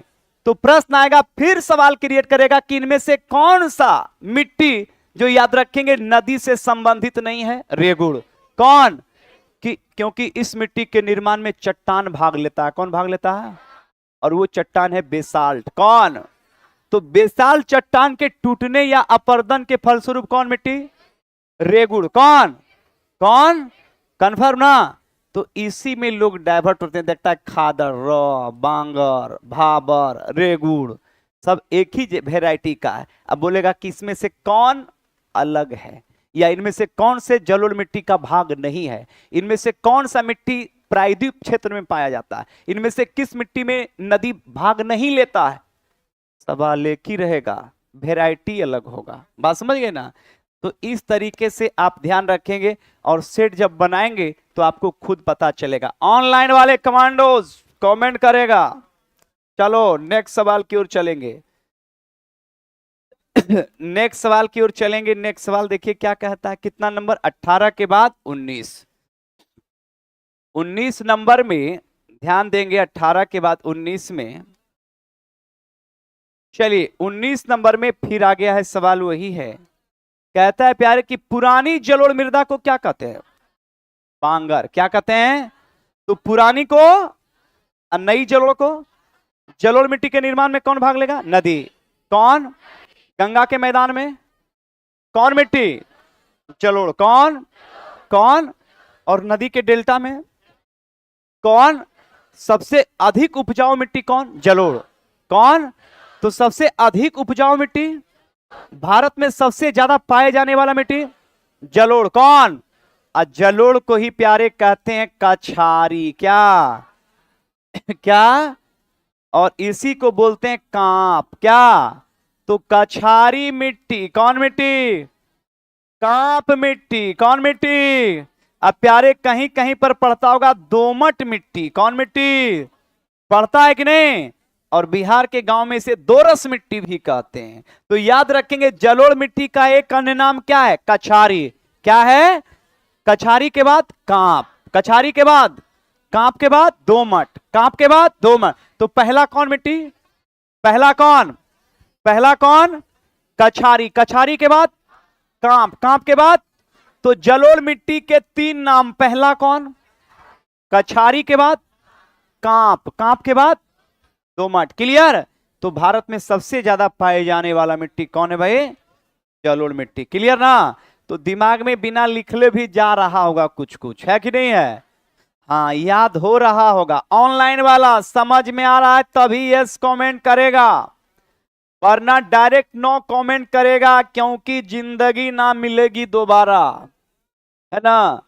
तो अगर सेशन अच्छा समझ में आए तब, नहीं तो कोई जरूरी नहीं है डाटा खत्म करने के लिए। डाटा खत्म करने के लिए बहुत चीज है यूट्यूब और फेसबुक पे, है ना। तो अगर आपको लगता है कि फायदा है तब यस कमेंट करेगा, अन्यथा आप स्वतंत्र हैं। चलिए आपके कमेंट पर भी हम नजर बनाए, लेकिन फास्ट इतना कमेंट आता है कि हम पढ़ नहीं पाते हैं। तो अभी तक जो रुझान है उसमें सारे कमांडोज का यस ही कमेंट है। चलिए बहुत बढ़िया। अब देख भाई, अब देखो जब सब यस कमेंट करता है तो हमको भी कॉन्फिडेंस मिलता है, बात समझे। हाँ तो हमको भी कॉन्फिडेंस मिलता है, तो और कॉन्फिडेंस के साथ, आत्मविश्वास के साथ, है ना। चलिए इसी लेके हम करवाते हैं। बीच बीच में कोई भी बड़े बड़े सिंगर भी बीच बीच में देखता कि दर्शक सो गया तो बोलेगा कि ताली बजाइए, ताकि उसे, है ना, तुमको बोले हैं पगला कहीं का। एग्जाम्पल हम दे रहे थे। चलो ध्यान दो। प्राकृतिक या मानवीय कारक से मृदा के परतों का विस्थापन क्या कहलाता है, मृदा अपर्दन। कौन अपर्दन, प्यारे ध्यान रखना, प्राकृतिक या मानव कारण के द्वारा। मानव लगातार प्रकृति में जंगल की कटाई करता है कि नहीं करता। और ज्यादा मिट्टी का जो अपर्दन हो रहा है या जो जमीन का लैंडस्लाइड हो रहा है वो मानवीय कारण के द्वारा होता है, लेकिन प्राकृतिक कारण द्वारा भी हो सकता है। तो कहता है प्राकृतिक या मानव कारण द्वारा मृदा के परतों का विस्थापन। विस्थापन का मतलब एक जगह से दूसरा जगह, जिसको हम विस्थापन, मिट्टी का कटाव भी उसको कह सकते हैं, मिट्टी का अपर्दन कह सकते हैं, मिट्टी का ह्रास कह सकते हैं। तो ये ध्यान रखिएगा, मानवीय और प्राकृतिक कारण के द्वारा होता है। जैसे लगातार मानव एक्टिविटी, लगातार मानव जंगल काटता है, जिसके कारण भी मिट्टी का अपर्दन होता है कि नहीं होता है, भूक्षरण होता है कि नहीं होता है। और दूसरा याद रखेंगे, प्रकृति के कारण भी मृदा का क्षरण होता है। तो मिट्टी का अपर्दन या मिट्टी का क्षरण की अगर बात करेंगे तो इसमें प्रकृति भी भाग लेता है और मानव गतिविधि भी, मानव एक्टिविटी भी ध्यान रखेंगे अपर्दन में भाग लेता है। क्लियर? तो आंसर याद रखेंगे आपका हो जाएगा मृदा अपर्दन। कौन अपर्दन भाई? मृदा अपर्दन। चल प्यारे नेक्स्ट सवाल की ओर चलेंगे। हाइड्रोजन के 2 अणु और ऑक्सीजन के 1 अणु मिलकर किसका निर्माण करेंगे? किसका भाई?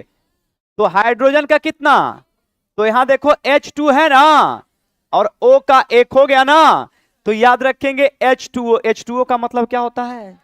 जल। H2O का क्या होता है? H2O का, और अक्सर आप सुनते होंगे कि यही H2O और ध्यान रखेंगे CO2, H2O और CO2 जब याद रखेंगे प्लांट में इसका मिलन होता है तो याद रखेंगे बनता है ग्लूकोज। क्या बनता है? क्या बनता है? और प्लांट फिर उसको कई रूपों में रखता है, जैसे स्टार्च के रूप में, सेलुलोज के रूप में, कार्बोहाइड्रेट के रूप में बना के कौन रखता है? प्लांट। तो स्पष्ट रूप से याद रखेंगे कि कहता है कि हाइड्रोजन के 2 अणु और ऑक्सीजन के याद रखेंगे 1 अणु मिलकर क्या बनता है? H2O अर्थात जल। H2O अर्थात जल, याद रखिएगा। नेक्स्ट सवाल की ओर चलेंगे। प्रशांत महासागर के कितने प्रतिशत क्षेत्र पर फैला हुआ है? कितना भाई? 49.9, लगभग 50% क्षेत्र पर कौन फैला है? दुनिया का सबसे बड़ा महासागर कौन? प्रशांत महासागर। कौन भाई? सबसे ज्यादा याद रखेंगे ज्वालामुखी। क्या भाई? सबसे ज्यादा ज्वालामुखी उद्गार पूछेगा कि सबसे ज्यादा ज्वालामुखी उद्गार किस महासागर में? सबसे ज्यादा याद रखेंगे सुनामी। क्या भाई? तो सबसे ज्यादा सुनामी आता है किस महासागर में? प्रशांत में। कहां पे? तो सबसे ज्यादा ज्वालामुखी उद्गार कहां पे? सबसे ज्यादा सुनामी कहां था? किस महासागर में? प्रशांत में। कहां पे? कहां पे? और सबसे ज्यादा आइलैंड या द्वीप, द्वीप वाला महासागर अगर पूछ देगा, द्वीप वाला महासागर अगर आपसे पूछ दे प्यारे कि दुनिया में सबसे ज्यादा द्वीपों वाला महासागर कौन है, तो प्रशांत महासागर। कौन महासागर? प्रशांत महासागर में द्वीपों वाला देश पूछ सकता है कि प्रशांत महासागर में कौन कौन है, तो प्यारे सबसे पहले याद रखिएगा जापान। कौन? जापान किस महासागर में है? इसके अलावा जापान के बाद याद रखेंगे फिलीपींस। कौन सा? फिलीपींस। कौन सा भाई? तो बताओ, फिलीपींस, जापान, फिलीपींस और कौन? फिलीपींस और कौन? फिलीपींस और, फिलीपींस और इंडोनेशिया। कौन सा? नाम सुने हो? कौन सा? तो जापान, फिलीपींस और इंडोनेशिया ये किस महासागर में है? किस में? प्रशांत महासागर में। कहां पे? तो सबसे ज्यादा ज्वालामुखी उद्गार किस महासागर में? सबसे ज्यादा सुनामी कहां आता है? सबसे अधिक द्वीपों वाला महासागर कौन? जापान और फिलीपींस और इंडोनेशिया किस महासागर में? किस महासागर में? प्रशांत में। पूछेगा कि जापान किस महासागर में है, बताइए। फिलीपींस किस महासागर में है, और इंडोनेशिया? सबसे ज्यादा सुनामी कहां आता है? कहां पे? सबसे ज्यादा ज्वालामुखी उद्गार कहां होता है? और दुनिया का सबसे बड़ा महासागर कौन? कौन? प्रशांत। क्लियर ना? तो याद रखेंगे 4 4 5 5 ऑप्शन आपको मिल रहा है ताकि आपको ज्यादा समझ में आए। नेक्स्ट सवाल 22 के बाद ध्यान रखिएगा आपका है 23। कौन सा भाई? 23। आराम से समझिए। पृथ्वी पर उपलब्ध जल के कुल आयतन का कितना प्रतिशत हिस्सा महासागरों में पाया जाता है? 97.3। प्यारे 3%। कितना प्रतिशत पूछेगा? 3% मात्र याद रखेगा फ्रेश वाटर या फ्रेश वाटर। कौन वाटर? Fresh water. जो फ्रेश वाटर 3% है वो 3% याद रखेंगे ग्लेशियर। किसमें है? ग्लेशियर या हिमखंड, नदी, झील, या याद रखेंगे भूमिगत, भूमिगत जल। ये सभी फ्रेश वाटर या मीठा पानी के स्रोत हैं, मीठा पानी के मीठा पानी के याद रखेंगे स्रोत है प्यारे, तो ध्यान रखेंगे 3% फ्रेश वाटर है, बाकी 97% से भी थोड़ा ज्यादा याद रखेंगे साल्ट वाटर। कौन वाटर? और ये साल्ट वाटर सारे के सारे महासागर में है। कहां पर है? कहां पे है? तो पृथ्वी पर कुल जल में मीठे पानी या फ्रेश वाटर कितना प्रतिशत? 3%। कितना प्रतिशत? अब पूछेगा कि फ्रेश वाटर में भी सबसे ज्यादा कहां पर है? ग्लेशियर। कहां पे? ग्लेशियर के बाद नदी, के बाद झील, के बाद भूमिगत जल। कौन जल? कौन जल? तो ये फ्रेश वाटर के स्रोत हैं जो याद रखेंगे मानव जिसका उपयोग करता है। तो फ्रेश वाटर कितना प्रतिशत? 3। बाकी ये साल्ट वाटर कितना? 97।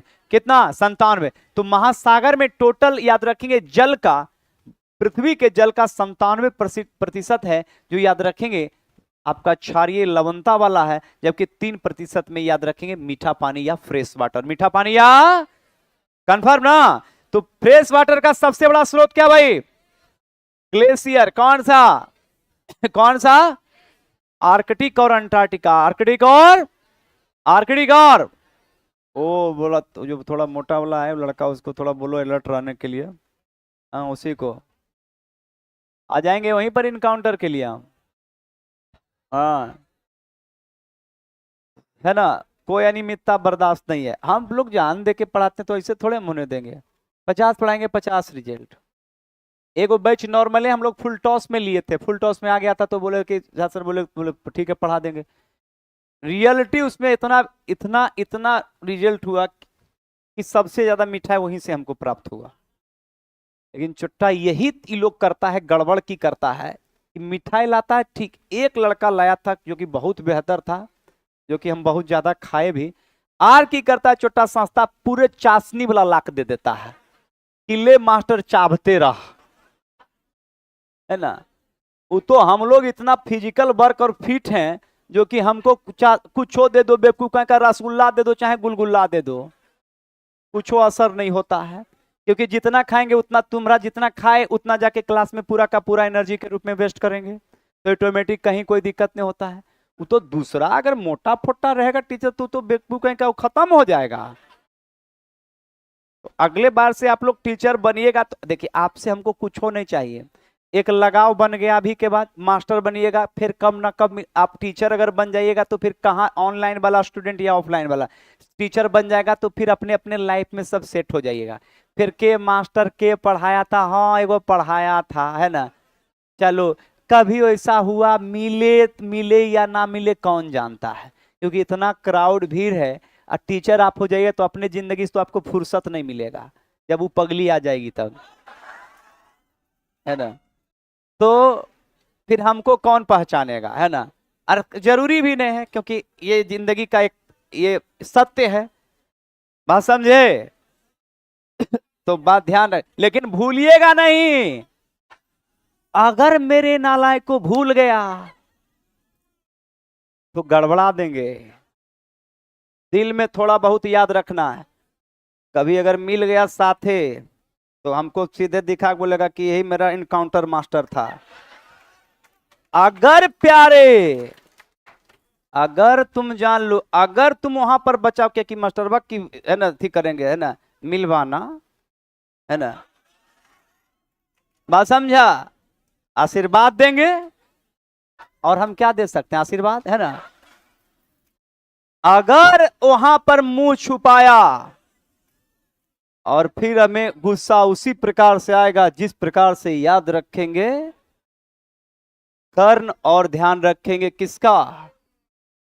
कर्ण को किसने श्राप दिया था? परशुराम।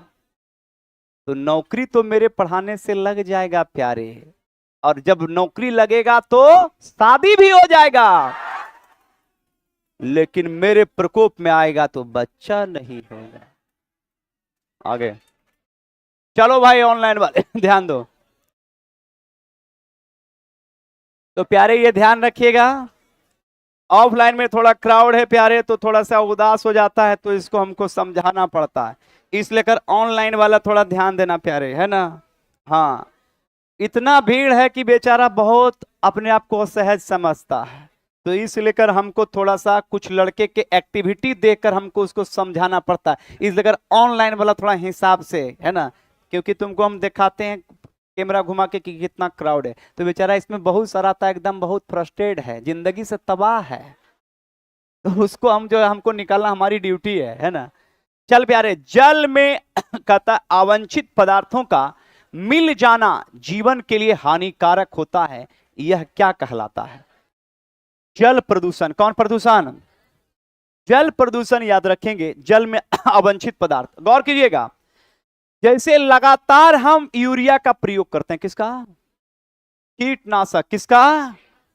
तो बताइए, इतना यूरिया जो हम उपयोग करते हैं, एक एक कट्ठे में हम दे देते हैं, 2-2 3-3 किलो दे देते हैं और हर एक साल देते हैं, तो ये यूरिया मिट्टी में पानी से घुलकर पानी में ही जाता है। जाता है कि नहीं जाता है? या फिर उसका अवशोषण प्लांट भी करता है, लेकिन पानी में घुलकर तो सब का सब वो प्लांट ही नहीं करेगा, कुछ याद रखेंगे पानी में घुलेगा, और पानी में घुलकर वो ध्यान रखेंगे सीधे कहां जाएगा? नीचे जाएगा कि नहीं जाएगा? और जब वो नीचे जाएगा तो बताइए उस शरीर के लिए, फ्रेश वाटर पीने योग्य पानी के लिए कितना खराब ही होगा, हानिकारक होगा कि नहीं होगा?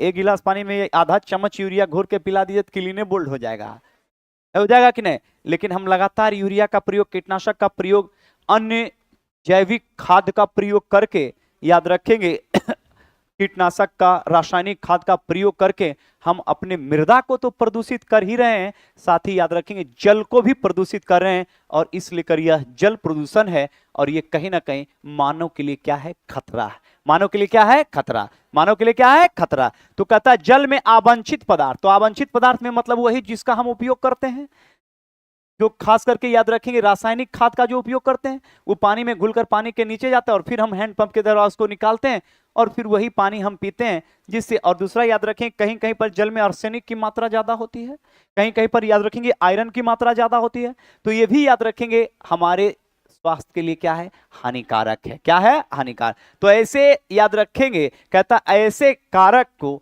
हम क्या कहते हैं? जल प्रदूषण। क्या कहते हैं भाई? जल प्रदूषण कहते हैं। ध्यान रखिएगा। 24 के बाद 25 नंबर का सवाल देख लेंगे। कहता है समाज की पर्यावरण संबंधी जरूरतों को पूरा करने के लिए भी वनों का विकास किया जाता है, उसे क्या कहते हैं? सामाजिक वानिकी। क्या कहते हैं? कहता है समाज की पर्यावरण संबंधी जरूरतों को पूरा करने के लिए भी वनों का विकास किया जाता है, और उसे कहा जाता है सामाजिक वानिकी। क्या कहा जाता है? समय। देखिए, सामाजिक वानिकी एक शब्द आया है, आप एससीईआरटी अगर पढ़ेंगे तो ये शब्द आएगा, तो इसी लेकर पूरा हम समझाएंगे। सामाजिक का मतलब होता है समाज, और वानिकी का मतलब होता है वन।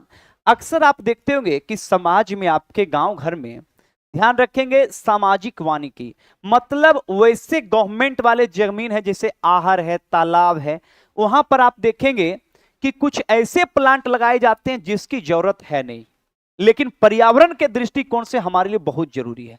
जैसे आम का पौधा, शीशम का पौधा, महुआ का पौधा लोग सेल्फ लगाते हैं कि भाई उससे आम प्राप्त होगा, महुआ प्राप्त होगा, अब पर्यावरण में तो वो आपका ऑक्सीजन देगा तो लाभ होगा, तो उसके लिए हम बगीचा लगा देते हैं। लेकिन कभी अनुभव किए हैं कि कुछ प्लांट ऐसे हैं, 2 प्लांट, पीपल और बरगद, पीपल और बरगद कोई ऐसे अपने जमीन में कोई नहीं लगाता है कि आए जा रहे हैं वो पीपल लगाने के लिए, नहीं, जमीनें बर्बाद हो जाएगा, ना उससे लकड़ी मिलेगा, ना उससे फल मिलेगा, और बहुत बड़ा एरिया एक्वायर करेगा। अब समाज के लोग क्या करते हैं, उसमें भी सामाजिक लोग जो गांव के होते हैं, वृद्ध लोग होते हैं, जिनको समाज से मतलब है, बाकी तो लौंडा जिसको नौकरी लग गया उसको समाज से क्या मतलब है, वो तो आएगा जाएगा और थेसिस देगा कि बहुत गलत हो रहा है, वो बहुत गलत हो रहा है।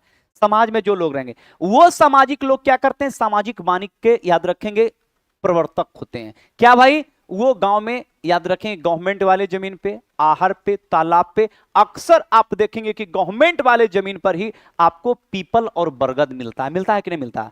भले ही उससे लकड़ी प्राप्त नहीं होता है लोगों को, भले ही उससे फल प्राप्त नहीं होता है, लेकिन सबसे बहुमूल्य चीज वो देता है, पर्यावरण को बचाता है और ऑक्सीजन क्या देता है। इस लेकर पूरे जितने लड़के बैठे होंगे उनके गांव में अगर तालाब और आहार होगा तो वहां पीपल और बरगद का प्लांट होगा, और वो समाज के वैसे लोग लगाते हैं जिनको समाज का चिंता है, जिनको, याद रखेंगे, अपने गांव का चिंता है, और वैसे प्लांट का लगाना ही सामाजिक वानिकी कहा जाता है। क्या कहा जाता है? क्या कहा जाता है? इसके अलावे अगर आप स्वयं भी वन लगाते हैं, जैसे बगीचा जिसको हम बोलते हैं, तो उससे भले ही फल आप खाते हैं, है ना, टेंशन नहीं लेना है, भले ही फल आप खाते हैं, लेकिन क्या ऑक्सीजन आप रोकते हैं कि रे ऑक्सीजन तुरा हम देख आम तुमको हम लगाए हैं, ये जो तुम ऑक्सीजन निकालेगा डायरेक्ट एकदम हमारे घर के खिड़की से सब ऑक्सीजन दे देना। वो देखो हमसे बहुत लड़ाई किया है, ओकर घर में नहीं जाना चाहिए, पौधा सुनता है।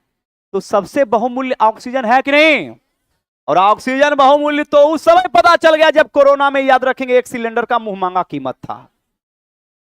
5 किलो ऑक्सीजन के लिए लोग जो है लाख रुपया पे कर रहे थे कि प्लीज ले लो और ऑक्सीजन दे दो हमको।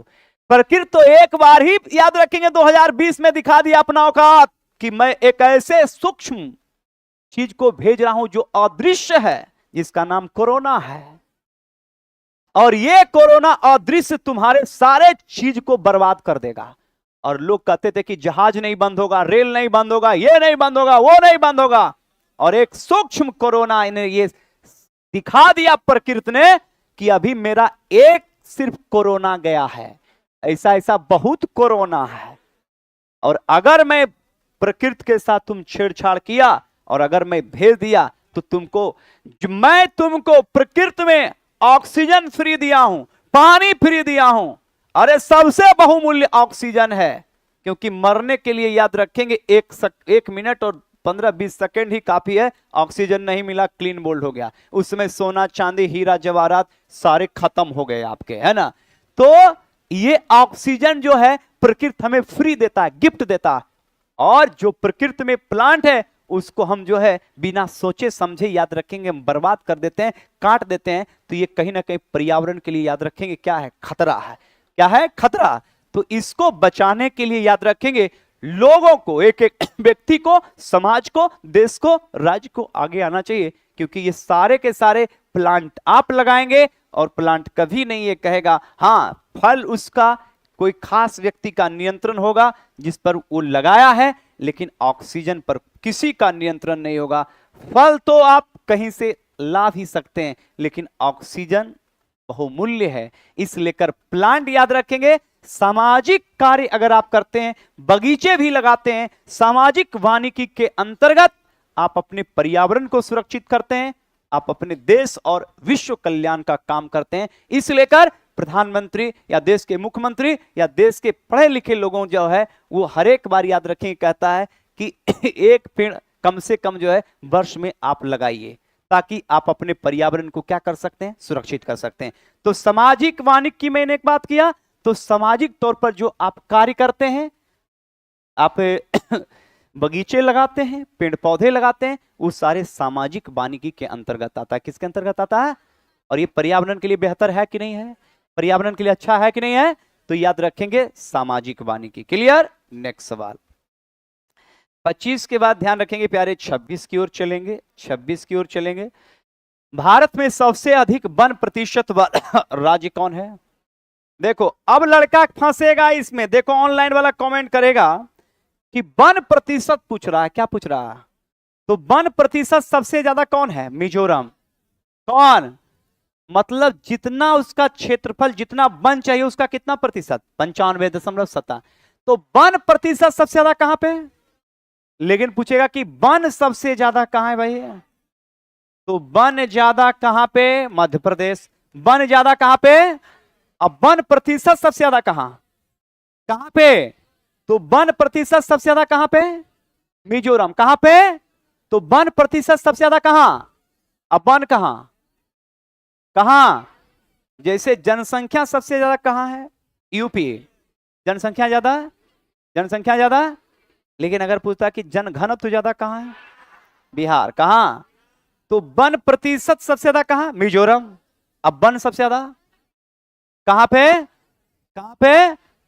विश्व के पर्यावरण संतुलन के लिए, याद रखेंगे, टोटल विश्व के कुल समस्त भूमि का वन कितना चाहिए? 33%। कितना? तो कुल वन का कितना प्रतिशत? 33। कितना? कितना? पृथ्वी पर जितना वन है पूरे भूभाग का वो 33% होना चाहिए।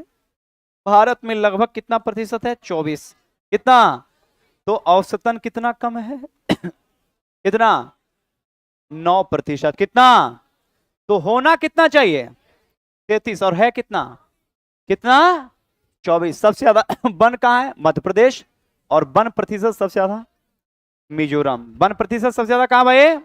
मिजोरम। याद रखिएगा। नेक्स्ट सवाल की ओर चलेंगे।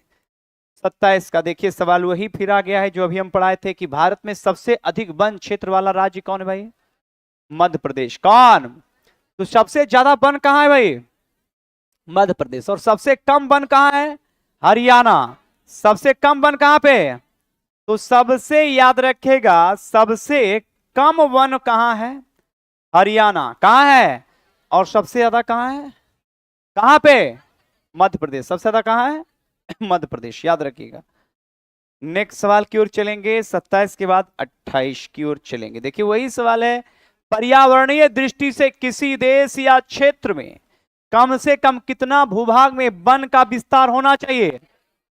33%। कितना प्रतिशत? लेकिन है कितना प्रतिशत भाई? 24%। कितना? तो औसतन कितना प्रतिशत कम है? 9%। कितना प्रतिशत? तो औसतन याद रखेंगे वन कितना प्रतिशत कम है प्यारे? 9। याद रखिएगा। चलिए नेक्स्ट सवाल की ओर चलेंगे। पृथ्वी के विषुवतीय प्रदेश में पाए जाने वाले घने वनों को क्या कहा जाता है? पृथ्वी का फेफड़ा। पृथ्वी का, क्योंकि हम ऑक्सीजन जो लेते हैं उसका मेन केंद्र वो कहां जाता है? फेफड़ा में। कहां पे? फेफड़ा। याद रखिएगा। आइए समझिए। विषुवत रेखा मतलब प्यारे भूमध्य रेखा। विषुवत रेखा मतलब भूमध्य रेखा की बात करेंगे। इससे याद रखेंगे पृथ्वी का हार्ट या लंग्स क्यों कहा जाता है। विषुवत रेखा की बात करेंगे तो विषुवत रेखा पर ज्यादा गर्मी होता है और ज्यादा वर्षा। तो ज्यादा गर्मी और वर्षा के कारण यहां पर खूब घने वन उगते हैं। क्या उगते हैं? खूब घने वन। और ये घने वन सबसे ज्यादा एक विशाल दक्षिण अमेरिका का क्षेत्र है जिसको बोलते हैं अमेजन। क्या बोलते हैं? अमेजन वर्षा वन। क्या बोलते हैं? अमेजन वर्षा वन। और इसी वर्षा वन को हम कहते हैं सिलवास। क्या कहते हैं? तो अमेजन वर्षा वन को क्या कहते हैं? सिलवास। क्या कहते हैं? क्या कहते हैं? इसमें इतने ज्यादा वन हैं कि प्रकाश भी धरती पर नहीं पहुंच पाता। इस लेकर दुनिया के सबसे ज्यादा बायोडायवर्सिटी, दुनिया में सबसे ज्यादा जैव विविधता। जैव विविधता का मतलब होता है खूब सारा प्लांट है, घास है, छोटा प्लांट है, बड़ा प्लांट है, बहुत ऊंचा प्लांट है। मतलब इतना प्लांट है कि आदमी उसमें 50 मीटर भी पैदल नहीं चल सकता। इतने घने हैं। मतलब कि उसमें जीवों का पार होना बहुत दुर्लभ है। इतना घना है अमेजन वर्षा वन। इसलिए है क्योंकि वर्ष भर वर्षा वहां होती है। दिन में 7 बजे से लेकर शाम 4 बजे तक खूब कड़ा धूप होता है विषुवत रेखा पर। और खूब कड़ा धूप होगा तो वहां पर जलवाष्प बनेगा। और जैसे ही 4 बजे के बाद सूर्य ढलेगा तो ऊपर जो जलवाष्प गया वो क्या हो जाएगा? ठंडा। और 5 बजे से लेकर शाम 7 बजे तक विषुवतीय क्षेत्र, खास करके अमेजन वर्षा वन ब्राजील और अफ्रीका में, याद रखेंगे कांगो गणराज्य, यहां पर भीषण बारिश होती है। और जब शाम में बारिश हुआ तो रात में पूरा मिट्टी मॉइस्चराइजिंग, आर्द्रता हो गया, गीला हो गया। और सवेरे फिर धूप होगा। अब बताइए प्लांट को, एक तो मिट्टी में पूरा पानी है और ऊपर खूब प्रकाश है। बताइए फोटोसिंथेसिस की क्रिया पूरा होगा कि नहीं होगा? और जब फोटोसिंथेसिस की क्रिया होगी तो वो कभी वो वन पतझड़ होंगे? सदैव वो हरे रहते हैं। और ऐसे वन को हम सदाबहार वन कहते हैं। क्या कहते हैं? इस लेकर विषुवतीय क्षेत्र में घने वन के लिए रोज वर्षा होना, अच्छी धूप, क्योंकि वन के होने के लिए वर्षा और धूप अच्छी होनी चाहिए। और इस लेकर दक्षिण अमेरिका के अमेजन वर्षा वन, जिसको सिलवास कहते हैं, वहां पर इतने घने वन हैं कि वहां पर हजारों हजार शाकाहारी एनिमल हैं। और जहां शाकाहारी एनिमल बहुत ज्यादा होगा तो हम मांसाहारी एनिमल की कोई कमी होगी? होगी।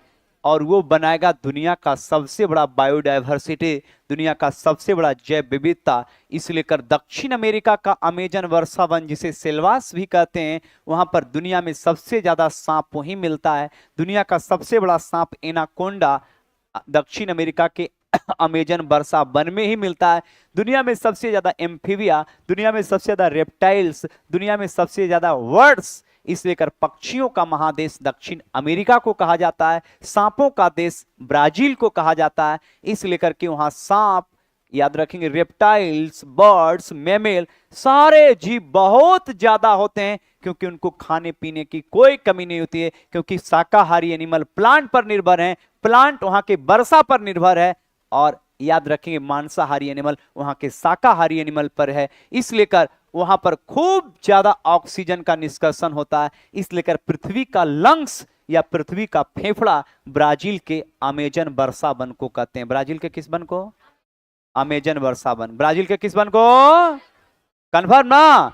तो पृथ्वी का फेफड़ा किस देश में? ब्राजील में। किस देश में? और इस वर्षा वन को कहते हैं अमेजन वर्षा वन। क्या कहते हैं? या सेल्वास। क्या कहते हैं? क्या कहते हैं? कन्फर्म ना? तो ये पहले सुने हैं। चलिए नेक्स्ट सवाल की ओर चलेंगे। नेक्स्ट सवाल याद रखेंगे 30 नंबर। चलिए 30 नंबर की ओर चलेंगे। विश्वतीय प्रदेश में पाए जाने वाले घने वनों को क्यों पृथ्वी का फेफड़ा कहा जाता है? क्योंकि प्यारे यहां CO2 का अवशोषण एवं O2 का क्या हो रहा है? उत्सर्जन। प्लांट क्या लेता है? CO2। प्लांट क्या लेता है? क्या लेता है? क्या लेता है? और CO2 याद रखेंगे, कहता है कि प्लांट CO2 लेता और देता क्या है? ऑक्सीजन। है कि नहीं है?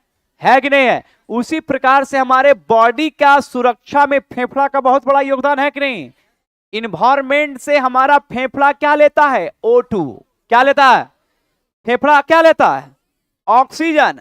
और ऑक्सीजन के बाद वो बाहर छोड़ता है क्या? CO2। क्या? तो बताइए कि हमारे शरीर के लिए फेफड़ा महत्वपूर्ण पार्ट है कि नहीं है?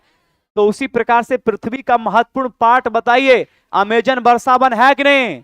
क्योंकि वो कार्बन डाइऑक्साइड जैसे हानिकारक, याद रखेंगे, गैसों को अपने पास लेकर, और याद रखेंगे पृथ्वी के लिए उपयोगी ऑक्सीजन को क्या करता है? छोड़ता है। इसलिए कर याद रखिएगा कि विश्वतीय प्रदेश में पाए जाने वाले घने वन को पृथ्वी का फेफड़ा इसलिए कहा जाता है क्योंकि वो कार्बन डाइऑक्साइड को लेता है और ऑक्सीजन को, क्योंकि वहां पर प्लांट की कोई कमी। कन्फर्म ना? नेक्स्ट सवाल की ओर प्यारे चलो देखेगा। नेक्स्ट सवाल क्या कहता है? हिमालय यव नामक पौधे से प्राप्त रसायन से किसके उपचार के लिए दवाई बनाई जाती है? कैंसर। किसे? और एक प्लांट है, याद रखेंगे, सिनकोना। नाम सुने होंगे। सिनकोना से मलेरिया की दवाई। कौन सा? तो मलेरिया की दवाई याद रखेंगे किससे बनाई जाती है? सिनकोना। किससे? तो सिनकोना के प्लांट या छाल जो भी कह लीजिए से बनाई जाती है मलेरिया की दवा। किसकी दवा भाई? किससे? सिनकोना। किससे? सिनकोना से ना? चलिए नेक्स्ट सवाल बहुत इंपॉर्टेंट से ध्यान दीजिएगा। अमेजन में सदाबहार वनों को किस नाम से जाना जाता है? ये सेल्वा है शॉर्ट में, लेकिन इसका कर दीजिएगा सेल्वास। क्या कर देंगे? सेल्वा। क्या कर देंगे? सेल्वा। क्या कर देंगे? और ये सेल्वास कहां पड़ता है प्यारे? ब्राजील। कहां पड़ता है? तो सेल्वास वर्षा वन की अगर बात करेंगे तो सेल्वास वर्षा वन किस देश में? और ब्राजील ना देगा तो ऑप्शन में कर दीजिएगा दक्षिण अमेरिका। कौन? क्योंकि दक्षिण अमेरिका का ही एक देश कौन है? कौन? तो दक्षिण अमेरिका का एक देश कौन है भाई? ब्राजील। कौन है? कौन है? ब्राजील के वर्षा वन को क्या कहते हैं? सेल्वास। क्या कहते हैं? क्या कहते हैं? कन्फर्म ना? नेक्स्ट सवाल की ओर चलेंगे। सिनकोना, रबड़, महोगनी, एबोनी, ताड़, नारियल, आयरनवुड, बरगद इत्यादि किस वन के उदाहरण हैं प्यारे? सदाबहार। कौन वन? इसमें एकदम पतझड़ तो एकदम काट ही दो, एकदम रहने नहीं दो पतझड़। सदाबहार। कौन वन? केवल सदाबहार लिखेंगे। क्या लिखेंगे? सदाबहार। अब आइए समझिए सदाबहार को लेकर, लास्ट सवाल है आज के सेशन का, समझेंगे। कहता है कि सदाबहार वन के लिए प्यारे सिनकोना, रबड़, महोगनी, एबोनी, याद रखेंगे, बेत, बांस, रबड़, बेत, बांस, रबड़, सिनकोना, महोगनी, एबोनी, ये सभी कैसे वन है? सदाबहार। पतझड़ यहां कट करेंगे, पतझड़ नहीं है प्यारे। अब याद रखेंगे सदाबहार को हम एवरी ग्रीन फॉरेस्ट कहते हैं। क्या कहते हैं? वैसे वन जो सदैव हरे भरे रहेंगे उसको क्या कहेंगे? सदाबहार। क्या कहेंगे?